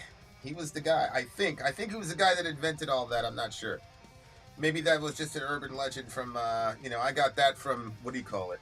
HBO. So I don't know. It could be something completely different. But it says outraging the laws of both nature and religion, subjugation in behalf of her domain, or so he believed in all this hate and narcissism that to fight inclinations is but in vain. Yeah, that to me is something that's really fascinating in our culture, where like if you were born a certain way, that means that necessarily you should indulge in whatever disposition you have. Yeah. Like, and people think that works. Like, that works in certain categories that people you want to accept. It doesn't work in other things like, I'm a thief, I'm a kleptomaniac, and I like to steal from people. Nobody would say, well, be you. Yep. Just go steal from the store. That's how you were born. Yep. I was watching this thing on Discovery Channel. There's like some decision-making mechanism in your mind, and they're like extremely violent people. They did some study, and they didn't have that mechanism in their head. So like, when somebody says some shit to you and you want to take off, but then there's that voice that says, yo, chill. Like, if you do this, this is gonna. They don't have that. So as soon as they feel like taking off, they just take off. And so like, this guy's lawyer took this to court, and they won. Because it could be demonstrated that like that wasn't, you know, he wasn't coming from the same standing point everybody else came from, because he's missing that thing in his brain or whatever. But yeah, like, he has a heart of darkness that beats within his chest, breathing life into crimes he'd manifest.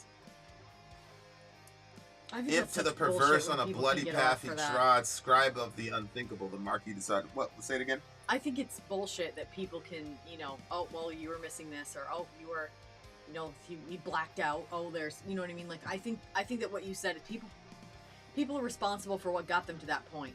So if you know, maybe people would do things differently, maybe parents would do things differently.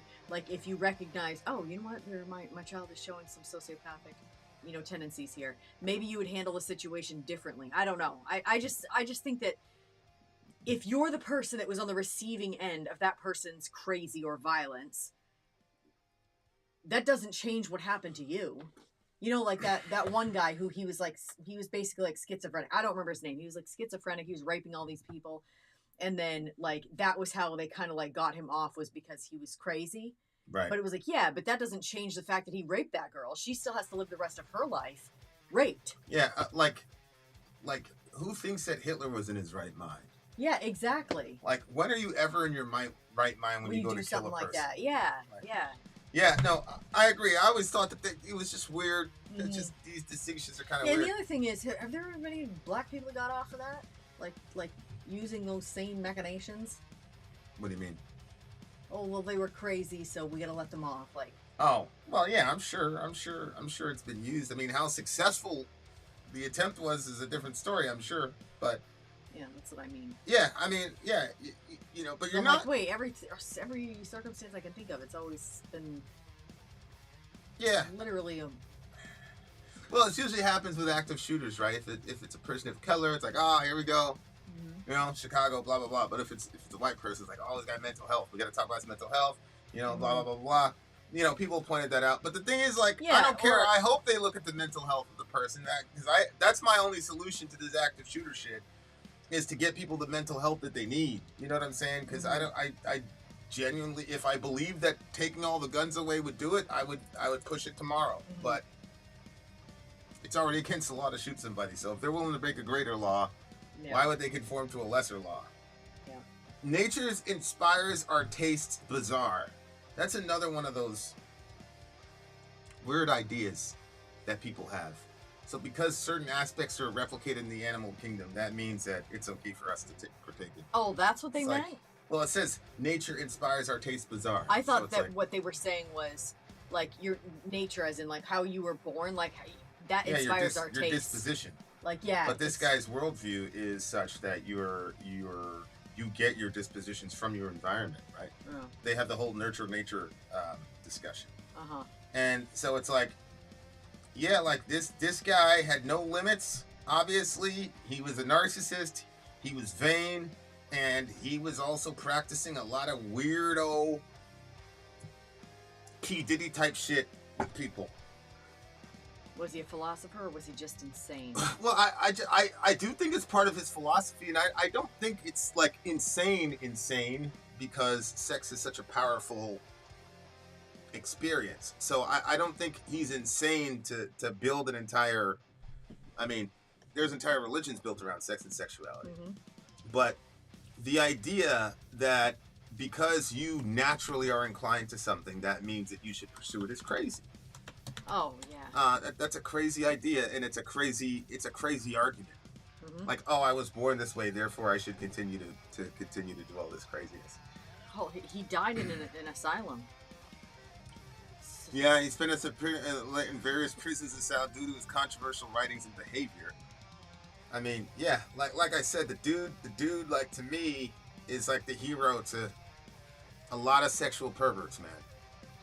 I'm not saying everybody that like looks up to the dude is a sexual pervert. I'm just saying, like, there are a lot of sexual perverts who look to this dude as like the Pope and whatever. So it's pretty sick shit, but it is what it is. Well, yeah, I mean, there was like one part where it seemed like it just took all culpability away from the person. It was well, actually, maybe it was that line we just read about nature. Is that where it said nature and it said she? Yeah, maybe that was the part. Nature inspires us, our taste bizarre. She paints them only as they are. That's Mother Nature doing all that. But it's like, what is the mechanism to choose? So, like, for example, there are people who nature has made so that they're attracted to children. You know, the same argument, like, oh, do you think anybody would just wake up and decide that they're trans and, like, fuck up their entire life? I'm like, no, that doesn't make any sense to me whatsoever. You know what else doesn't make sense to me? Being a child molester, and everybody would fuck up your life if they knew that too, right?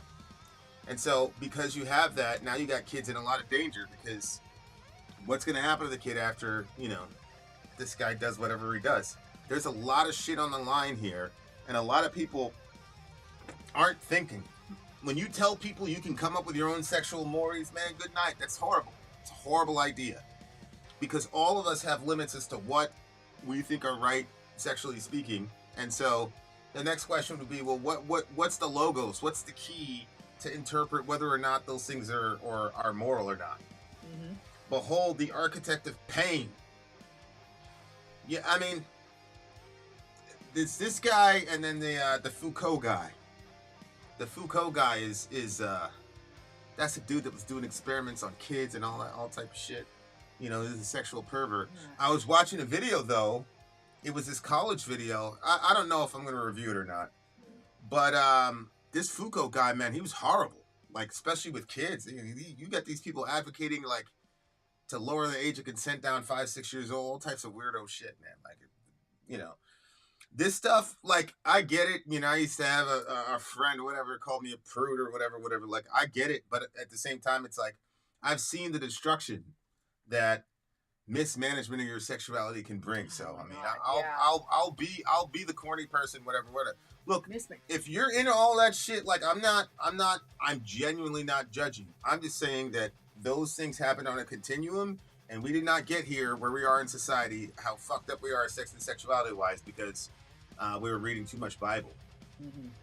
I think like a steady diet of Marquis de Sade as well as Foucault will get you pretty much all the perversion you can handle in one sitting. Yeah.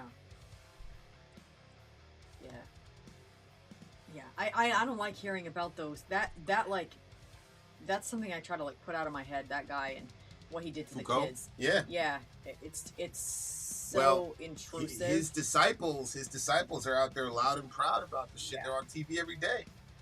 You know, and you know, look, if a minor can make this life-altering decision by having a hysterectomy or having a breast removed, if a child can do that without the consent of their parents, then how can you say that they can't consent to sex? You're saying that a prepubescent child can decide she doesn't want breasts anymore, but we should still keep the age of consent up to where it is. Like, there's no way one can work with the other. And like, I'm not saying it's their end game, but I'm saying it's somebody's end game, and there are people just sitting in the rafters waiting. So, I mean, it's crazy, man. It's absolutely crazy. But yeah, you guys, listen, all these names and shit, you need to do your own independent research on these people. You might be quoting a medicalized child molester or whatever. You got to be mega careful with these people, man, because holy shit. Oh. Yeah, you know, and they're predators, man. Yeah. I mean, there's just no way else to look at it.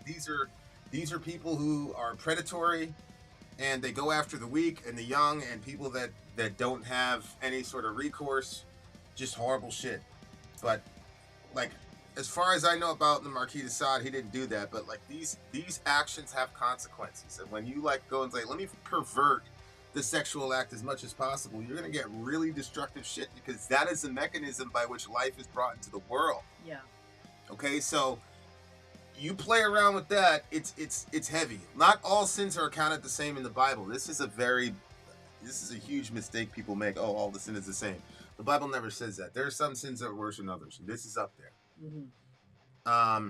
So yeah, 9.2 for me.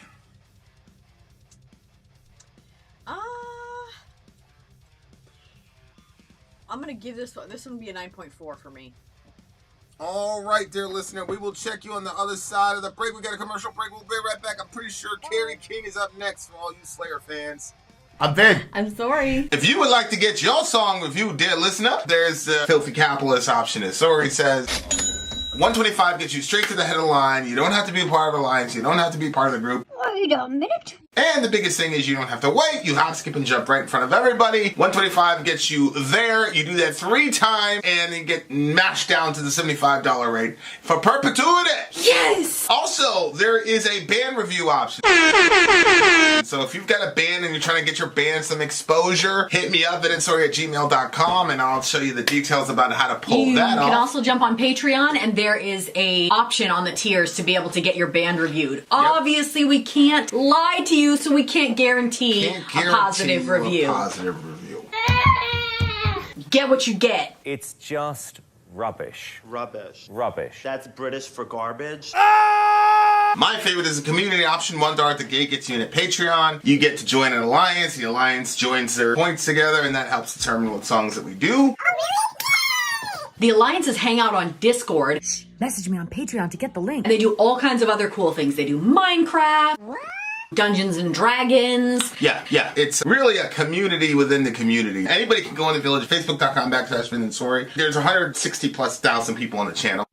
What's cool about the Discord is that it offers a real opportunity for community connection, friendship, that type of thing. And it's on Discord, so if you're not a Facebook person, it's for you. You start off at $1. Right. Plus you get exclusives. Sori and I are working on a song.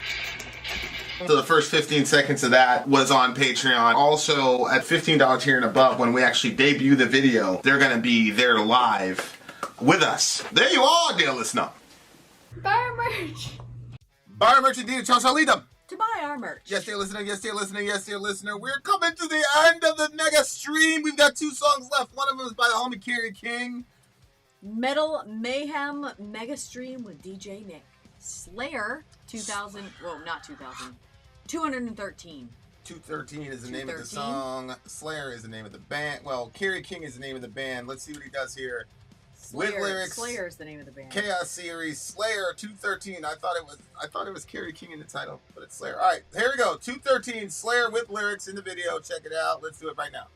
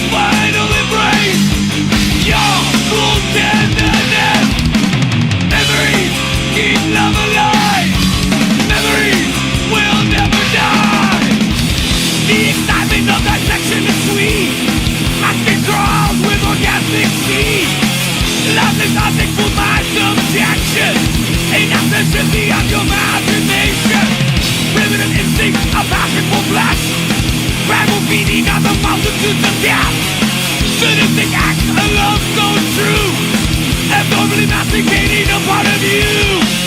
Yeah, love's final embrace, your cool tenderness. Memories keep. Memories will never. I need a friend. Please be my companion. I don't want to be left alone with my reality.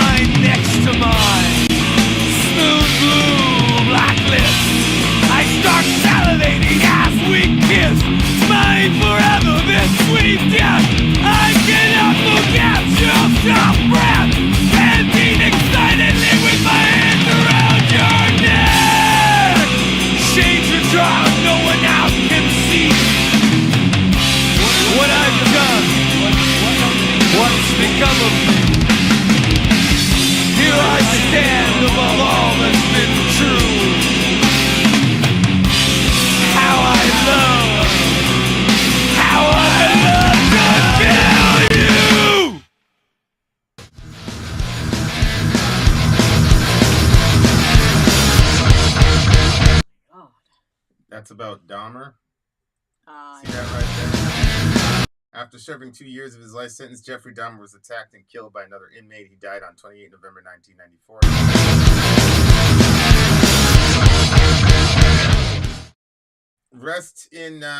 Rest in piss, whatever your name is, Jeffrey Dahmer. Rest in piss, you horrible person. I guess supposedly he got saved toward the end of his life. Yeah, I was gonna say I don't know if it's true, but the way that they depicted it in the documentary, he essentially just saw that as him accepting his punishment for his crimes, like, and let the guy kill him.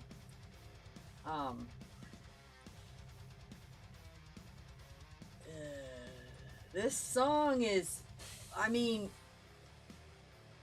I remember hearing about Jeffrey Dahmer.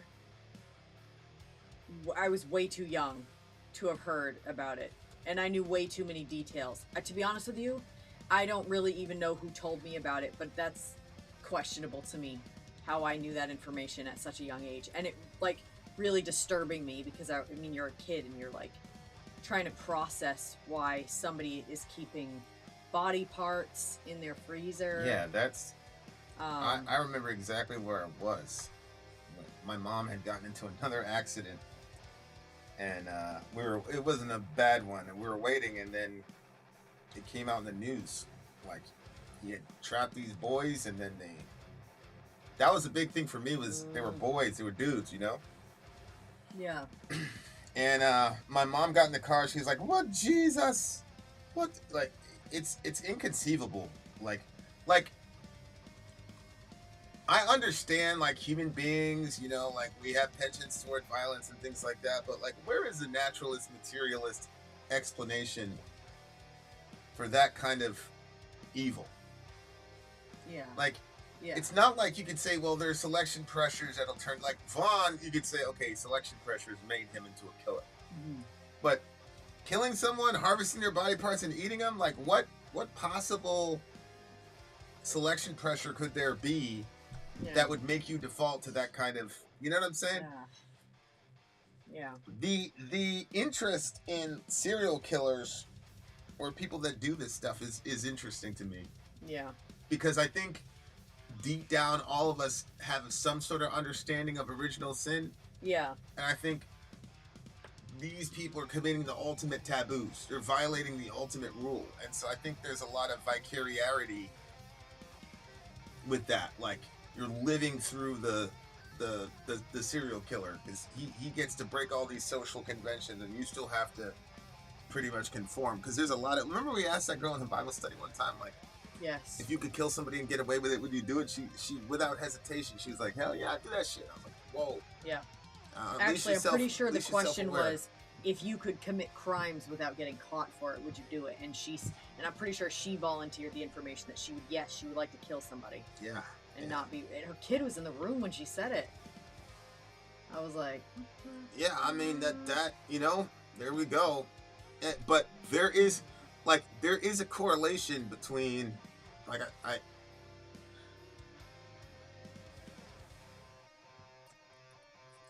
one of Vaughn's buddies put it on the internet. He said killing someone is it's like sex, they basically said.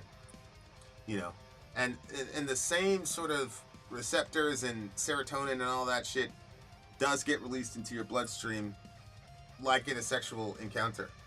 But there's a lot of people that like put the act of killing, you know, they sexualize the act of killing in some weird way, you know. So when he says driving compulsion, morbid thoughts come to mind, sexual release buried deep on the inside, complete control of a prized possession, like that's all that is.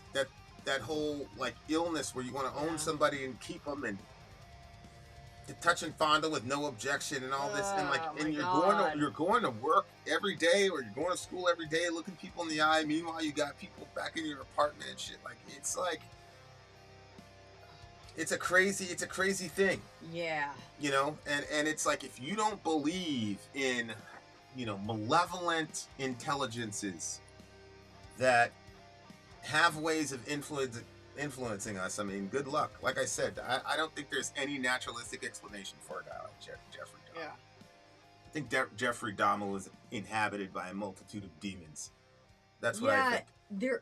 Again, I'm not sure like how much of that Netflix series was like true or whatever, but he was like watching, remember he would like watch something on the TV, and I thought it was like some of Manson's stuff. I think so. You know, I mean, I don't know, that just the whole thing was just crazy. And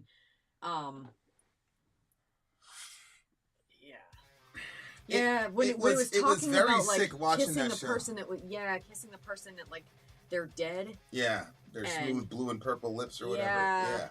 Yeah. That was really fucking disturbing. It was a disturbing song for sure.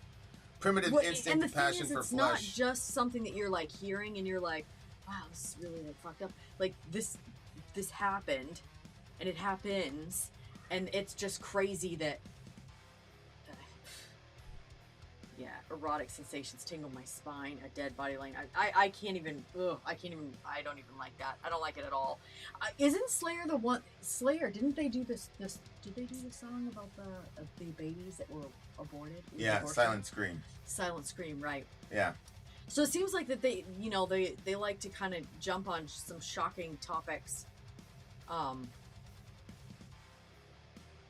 Yeah. I hear what you're saying. There's the fascination with like the serial killer sort of, like the Jeffrey Dahmer story. Like I didn't even want to watch the documentary because I didn't want to give that any burn time. You know what I mean? And like, but the story was. Maybe because we're all humans. His relationship with his parents was extremely humanizing. Yeah. Because he saw his parents were trying their best to get him to, but there was a lot of denial and a lot of like, you know, pandering to him and all the rest of it. But it definitely humanized him, and I don't. Society-wise, I don't know what the exact benefit is in humanizing a guy like that, other than maybe if we get to know people like that and their motivations, we can stop the next one from happening. I don't know, man. If you're at the point where you're like harvesting people and eating them, like, I just think that there's not a lot of like dialectical behavioral therapy that's going to get you out of that mode. Yeah. And, you know, once you cross the line in killing, it's terrifying how easy the second and the third and the fourth one are. Once you get over the first one, man, like, I don't know. And then, you know, everybody has their justifications and, oh, he was bad. Oh, was he bad? I mean, but literally that's what you say when you're drilling, right? Shoot the shooters, don't shoot the no-shoots. That guy's bad. Look at his hands, he's bad. Yeah. Got shit in his hands, he's bad. And like that's the. But you got shit in your That's hands, just and that's you're just not bad. that's You're just good. in your mind is like he's like, and they're brilliant the way they do it, Yeah. because like because automatically you're like he's bad. Yep. But yeah, I was extremely drawn into and fascinated by the Dahmer story. It grossed me out. If you know me, you know that was pretty hard for me to. But I forced myself to do it. The actor said it took something out of him to play that role. Like he had to basically incarnate as Jeffrey Dahmer. He said it did something to him. It changed him or whatever. But I think when you look at Dahmer, it's kind of like if God lifted his pinky finger and stopped and did not continually stop us from turning this place into a hellscape, there we go. And it's also a warning to everybody. Like when I say that I don't believe that there's literal fire in hell, people take that as like, oh, that's a good thing. He believes in it. It's like, no, it's not a good thing because God uses fire as the metaphor. And the type of world that's going to be created is going to be a world of a cross between Walking Dead and a bunch of Jeffrey Dahmers. Like that's going to be existence for all eternity. And so it's like, if you want to live in an existence that way, then go for it. Go for it. Yeah, I mean, I also remember when he died. And I just remember being like, good. I'm like, good. Like my mom basically said like, Jesus can save anybody. I just hope he wasn't saved. Like my mom wanted that dude in hell because, it was tough, man. It was because we never heard. Now it's almost like a historical era. Like now we're in a post-Dahmer world. And so now, as Americans, we're like, yeah, that shit happens. But he was like one of the first really high profile. I mean, he cannibalized people like that. That's the thing, man. Like,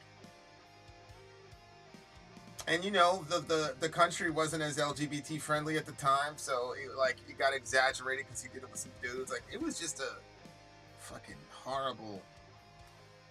But because of the way that the society was toward homosexual Gay situations, people, yeah. That's how he got away with it, because there was literally like a body there, but the cops didn't want to go in because he was gay. And it smelled. They could smell like, yeah. and like if you've ever smelled like a body, like that's a pretty distinct, like.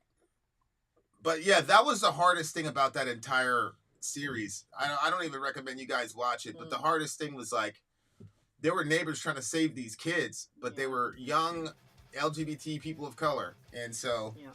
Those three factors made it so that this dude was able to do this shit right under the nose of the police. One of them, I think, was even a kid. Yeah, he was a kid, 16-year-old, 15, 16-year-old kid ended up in one of his buckets and shit. This is terrible. Because, like, I got teenage boys, you know what I'm saying? Like, it's horrible. It's a horrible situation, like. And like, yeah, like, that guy wouldn't make it to trial, nothing. You know what I'm saying? Like, man.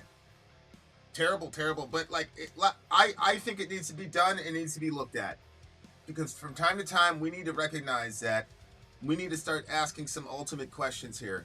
If we're all just animals and there's no God, why is it so crazy that he did that? Yep. Like, don't even answer me. Just answer yourself. Like, when you see a lion on Discovery Channel and he goes out there and he's tearing apart a caribou, you don't go, that fucking lion. You say that's what lions do. They're predators. It is what it is. He's an apex predator. Okay, cool. So when a dude goes and predates another person and goes after them and does all that shit, you're going to have the same energy? Or you're going to act like there's something different about human beings? Like, maybe we're animals, but maybe we're more than that, and we know that intuitively. Yep. And that's why calling somebody an animal is universally looked upon as an insult. 9.2 for me. Rest in peace to all the victims of this guy. And for Jesus' sake, I hope he truly was saved, because that would make Jesus happy. God does not delight in the death of the wicked, but rather that the wicked should turn from their way and live, as the scripture said. So hopefully Mr. Dahmer could make Jesus' heart happy and repent before he dies. But if not, he's going to make me happy. So fuck him. And everybody with him. Seriously, fuck him. All right. 9.2. Would you give it?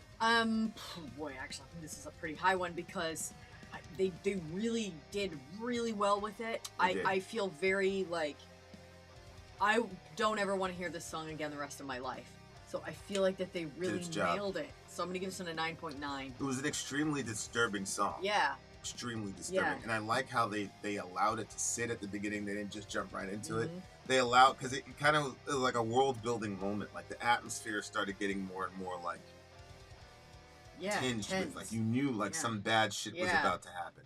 We got one more song for you beautiful people. We might have an encore. I don't know. Commercial break. We'll be right back, dear listener. I'm Vin. I'm sorry. If you would like to get your song reviewed, dear listener, there's a filthy capitalist option. As Sori says, 125 gets you straight to the head of the line. You don't have to be a part of the alliance. You don't have to be part of the group. Wait a minute. And the biggest thing is you don't have to wait. You hop, skip, and jump right in front of everybody. 125 gets you there. You do that 3 times, and then get mashed down to the $75 rate for perpetuity. Yes! Also, there is a band review option.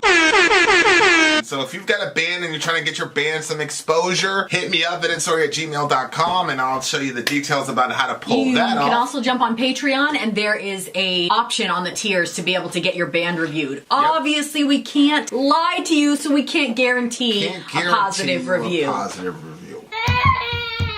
Get what you get. It's just rubbish. Rubbish. Rubbish. That's British for garbage. My favorite is a community option. $1 at the gate gets you in at Patreon. You get to join an alliance. The alliance joins their points together, and that helps determine what songs that we do. The alliances hang out on Discord. Message me on Patreon to get the link. And they do all kinds of other cool things. They do Minecraft, Dungeons and Dragons. Yeah. It's really a community within the community. Anybody can go in the village, facebook.com/Vin and Sori. There's 160,000+ people on the channel. What's cool about the Discord is that it offers a real opportunity for community connection, friendship, that type of thing. And it's on Discord, so if you're not a Facebook person, it's for you. You start off at $1. Right. Plus you get exclusives. Sori and I are working on a song. So the first 15 seconds of that was on Patreon. Also, at $15 tier and above, when we actually debut the video, they're going to be there live with us. There you are, dear listener. Buy our merch. Buy our merch indeed at Chalcelita. To buy our merch. Yes, dear listener. Yes, dear listener. Yes, dear listener. We are at the end. We have reached the end. No, we We've still reached have the one end. whole review left, and you know how that can go. 20 minutes or an hour and 20 minutes. Who knows?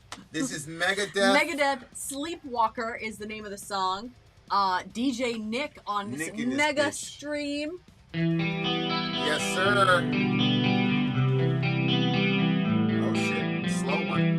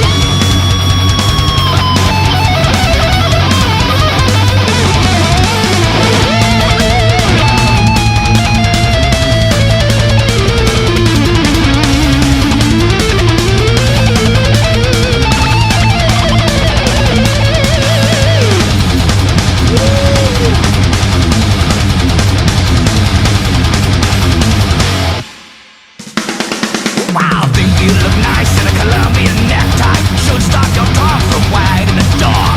No more stupidity from you as I pull your tongue through. For a smile from each ear, there's nothing to hear. No one is safe when I close my eyes. I come to take you alive. And then I wake up again, and it was all just a dream. And everything is still the same. Did I give you concrete shoes and throw your body off of a brick? When I lay down to sleep, where your soul's mine to keep, I feel you near me. Or did I tell you I was in movies and dump you good riding lying naked in a ditch every day? Another way, I know you can hear me. Did I buy you a farm? Put a horse in your bed when I lay down to sleep, where your soul's mine to keep, I feel you near me. Every day, another way. When I lay down to sleep, where your soul's mine to keep, I know you can hear me.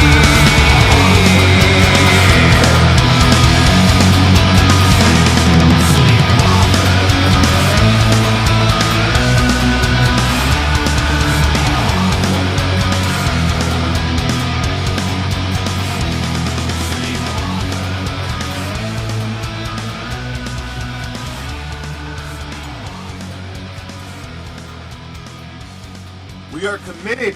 CISO, we're committed. This is what happens when you have a mega stream. All right, that was DJ Nick Sleepwalker. Okay, so this was kind of like an interesting corollary to the song we just had before. Yeah. Because in this one, like, he's not indulging in these fantasies of killing people. He's keeping it in the realm of just being a sleepwalker. Whereas Mr. Dahmer brought that shit out to life. He wasn't just thinking about it. He was actually living it. See what I'm saying? Oh, you're saying this person, yeah. Because he's things talking in about dreams. when I close my eyes type of thing. Like he's either dreaming of drilling on these people, or he purposely visualizes it when he closes his eyes so that he doesn't go through with it and bring it out to the real world. I would hate to have those types of dreams every night. You're just going in there and just kill people.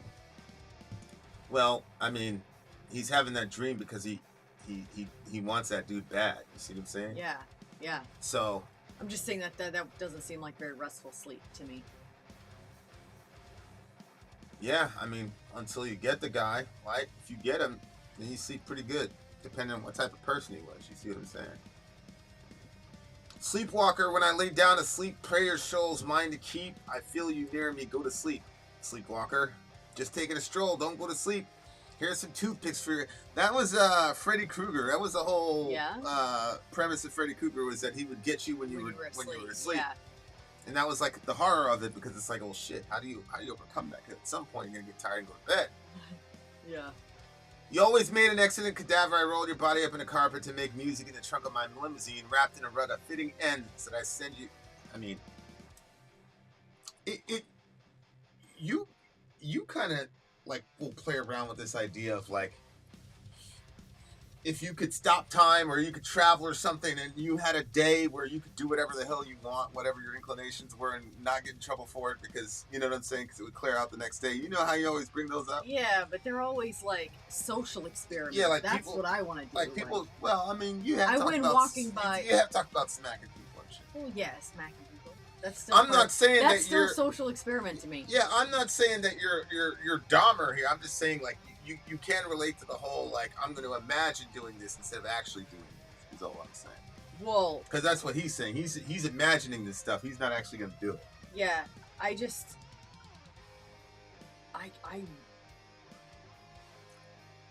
think bodies are really creepy. Like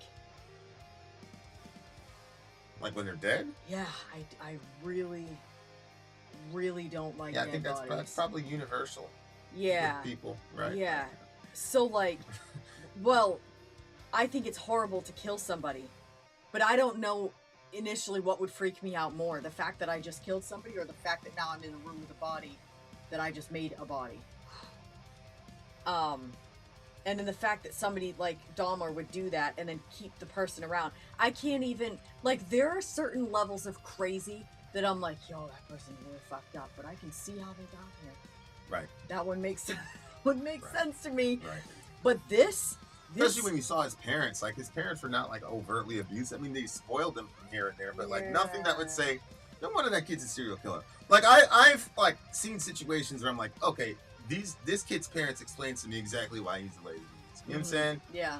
But his parents, from what we could tell, the way he was portrayed, they weren't really like that. They were always trying to get him to succeed, and he was trying to make them proud, but he was always such a fuck up, and he used to mess everything up. So it's just like I said, I'm not sure about the value of humanizing someone to that degree to where you find yourself like wanting him to change. You know, you find yourself, I found myself like, damn dude, like change, man. Like, what are you doing? You know what I'm saying? Yeah. But, you know, obviously the deed's well, already been done. especially when they did the part where he meets that guy and he's like fighting himself whether he should like, you know, like actually try to like love this person and be loved in return, but it seemed like he couldn't. I don't know if it's a control thing. It did kind of seem like it was a control thing, like and fear of rejection and all kinds of different things.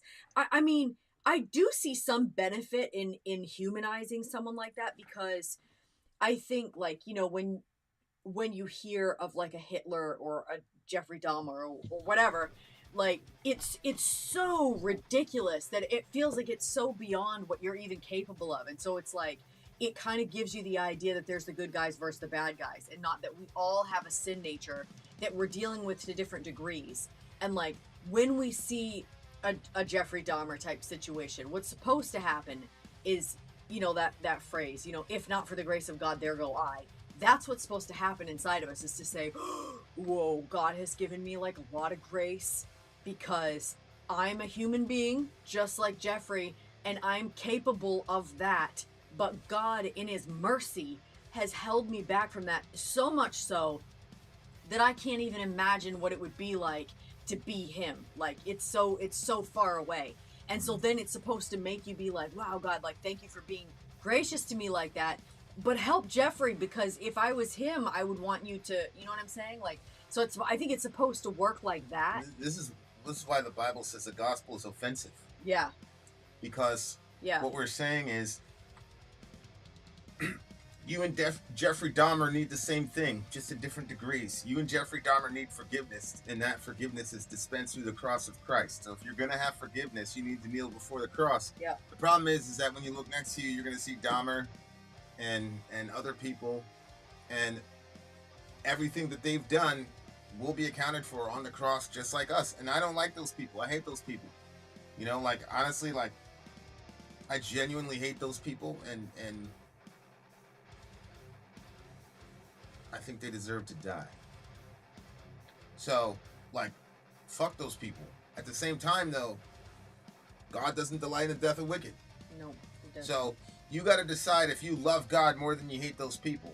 So, that's the only reason that I even say anything like, I'll usually say, like, if you're a pedo, I hate you, but Jesus will forgive you, that type of thing. Like, just don't come around me, like, fuck you, you know? Yeah. And, like, that's probably going to be my attitude till the day I die with them people. Like, I've been in the room with murderers, man. It's just different being in a room with people who do that to kids. I don't know. It's got to be some sort of price that has to get paid for that shit, man. You know what I'm saying?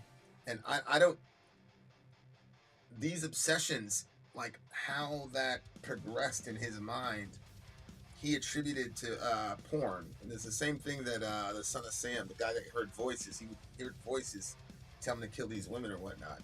He also said all that shit started out like, so this like deep-seated misogyny where you're gonna like be violent to women. Like, I can always tell, like, cause like when dudes are like on the next step to when they're about to like really put hands on a woman, you know what I'm saying? Like, it's almost invariable that shit is going on, you know? So, and I've seen it, you know, with women too, but when them dudes get really, really deep into that shit, they start getting very physical, you know, and that's why, like, I always looked at that as such a cancer, because it manifested itself in all these different ways, and you really couldn't keep up with them, and you could just tell, like, you're not. That was something that I was like the least effective about. I was never able to like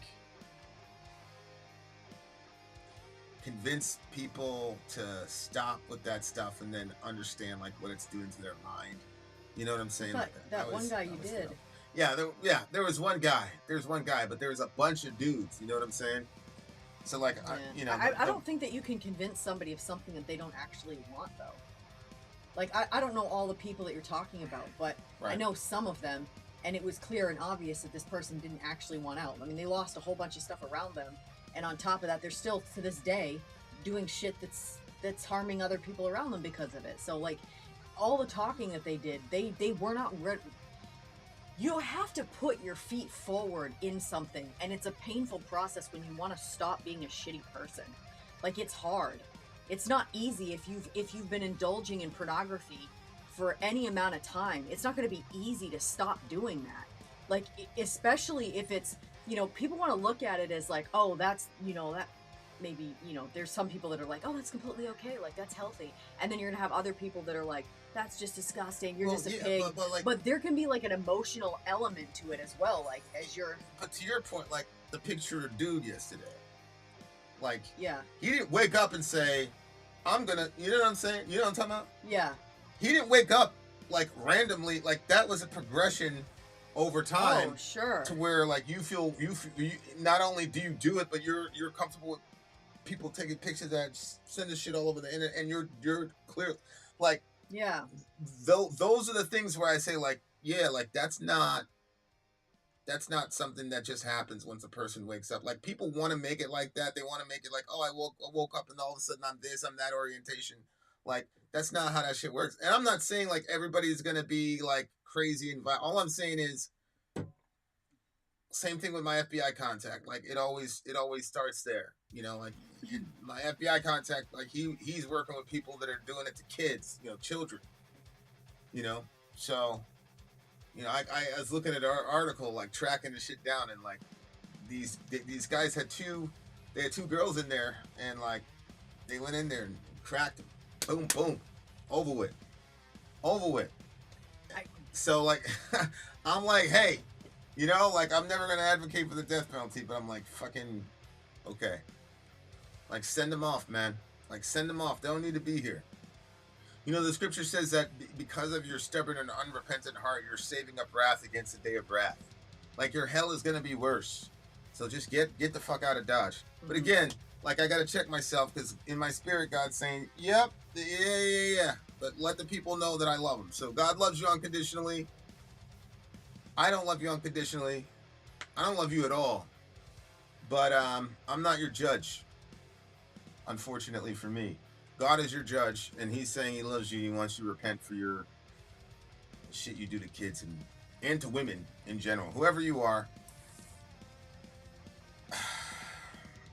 But like I said, nobody gets up in the morning and does the Jeffrey Dahmer thing. Whatever it is, man, that you're feasting your mind on, to you know, it turns you into a, you know, and like, it's the same thing. Like, sometimes, like, I get in certain kind of, like, I was in a certain kind of space like a couple weeks ago. And I whenever I'm in real trouble, like, I can hear, like, yo, you don't need to be watching this right now. Yo, you don't need to be doing this right now. Look at this. And I was just like, no, I don't give a, I was like so focused on like my plans and what I was gonna do. Like, you could distract me with that. You could have, you know. But yeah. And I was like, I was ready on that shit, you know. But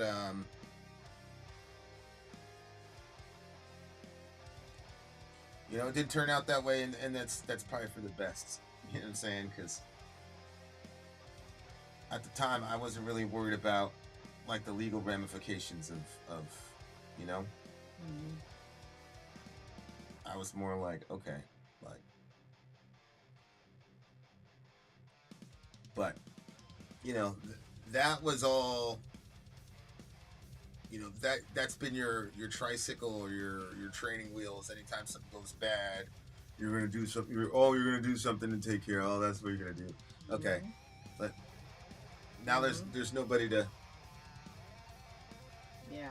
They don't know what to do. They don't know who to shoot. Yeah. But yeah. So the point is, like, protect your mind, guys. I mean, that's really a long story short.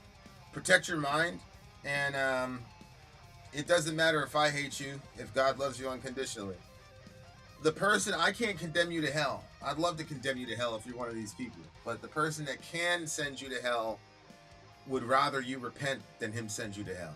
And so I hate people like you a lot, but I do love Jesus a little bit more than I hate people like you. So you've made a lot of people miserable. So the best thing you can do is make Jesus happy with your repentance.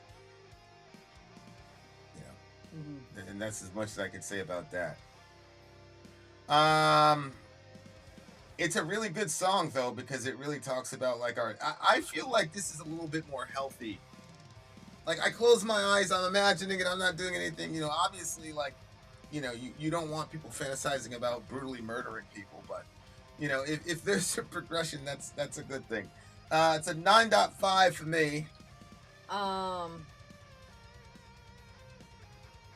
Thank you, Damien. Subscribe, we'll be a regular. I appreciate that. Every single sub, we freaking appreciate. Thank you. Go ahead, I'm sorry. Yeah. Well, this one I'm not sure, like... This one I'm not sure, like, what the person did. Like, it sounded like, obviously, like, the person that the majority of the song is their point of view. It's autobiographical. He's saying, when I close my eyes or when I dream about harming you, because I can't do it in real life. That's the idea. Yeah, who's the you that he's harming? It's a proverbial you, whoever it is. Yeah, that's what I'm saying. Like, when you look at the song, if it's like, oh my gosh, this person just wants to go after people. But then, like, if you put, like, what the context you just said, like, okay, this is somebody who caught somebody with a kid and he can't, you know what I mean? Like, it changes things because, you know, you're like, oh my gosh, when you're reading these, you know, what he's saying, but then, like, did I give you concrete shoes and throw you off a bridge? Like, I want everyone to have forgiveness, and I'm glad that Jesus gave forgiveness to everybody, and I would like it if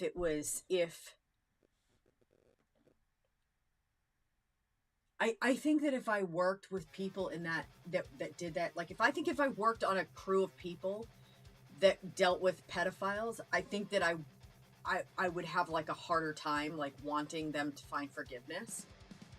But I'm not looking at that thing, like, completely in the face of, like, how horrific it can get. And I feel like that I'm on purpose doing it because I think that my heart can get really, really, really dead and really, really cold in that area toward people that would harm kids like that. Yeah. So, you know, there is a side of me that's like, you know, those people need forgiveness, they need help, they need to be able to, I don't think they should ever be around kids again.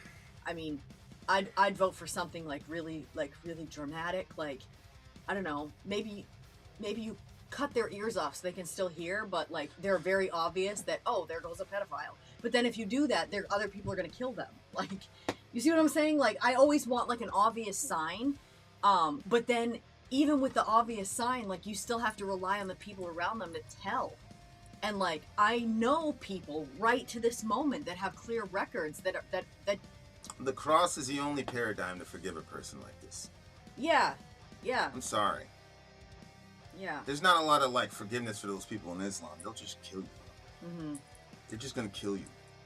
Like, there ain't gonna be no talking, no forgiveness, none of that shit. It says you are a kafir, you're an enemy of Allah. I'm gonna put one in your dome. Simple. Yeah, I don't think it's about any person necessarily. I agree. I think to your point, it's just it's a proverbial you, whoever you are. That's how he handles his violent thoughts, is to keep it in the mind. And like I said, like, it's preferable to do that than to kill somebody. But if you stay your mind, like, especially with violence, like, if you stay your mind on that stuff, it doesn't matter. Like you're gonna, if that's your weakness and you stay on it, that's, you know. Yeah. And it's, you know, I think about violent, you know, it's in my mind all the time. It's, you know, it's something I gotta, you know, work on. Yeah, I mean, I think that we all have something that is our vice that we have to work on. Like, you know, there's, you know, I have stuff that I actively have to work on too. You've got that, and the thing is, you can go through phases where you're like, oh man, I'm doing really good with this, and then all of a sudden, here it comes again. It's like, okay, that's a big thing with me. Like I feel like I got it under control, and then something happens, or not even something happens. It just boom, this thing randomly hits you in the face. Yeah. Out of nowhere, yeah. and then you know, you get put in this mode, and I'm not very good at like decompressing after those kinds of. Yep. You know, I kind of stay in a certain kind of space. So yeah, there's a lot of growth that everybody has to do, you know. But again, I'm just gonna go back to the subject of the pedophile situation. I always worry that because all of us rightly are so angry with the topic, and so like those people gotta go, you know, like that sort of mentality. Right. That especially because we have the internet now, like. Before, if you wanted to get pornography, you had to like find a random magazine out there. You had to go down to the store to buy it. But like, if you were somebody that wanted to have a certain status in your community, then you weren't going to be seen frequenting those stores that had that. Right. And so there was a certain level of like, I still think that you are that type of person because if you could secretly get it, you would have. But there's a certain level of depth of depravity that you don't reach because you weren't ingesting. Society lets you. Yeah. Yeah. But I think that with the internet and the fact that you can get stuff that's geared toward harming kids online. You can buy people. That's really what it comes down to. Yeah. The fact like, this is a slave trade. You're literally renting or buying people. My God. The fact that people have access to that, I guess, freaks me out because there's so many people that will say, yeah, I was molested when I was a kid. Like, there's so many people. And this is back before we had the internet. So I'm like, now that we have the internet, like, how many people are actively searching that out or have some of that stuff saved on there? Like, how bad is society really in that regard? And then if it's definitely gotten worse, which I'm sure that it has, I'm sure that there are people that's hidden on their computer that if they didn't have a computer wouldn't have gotten into that. I agree. So now they're in it.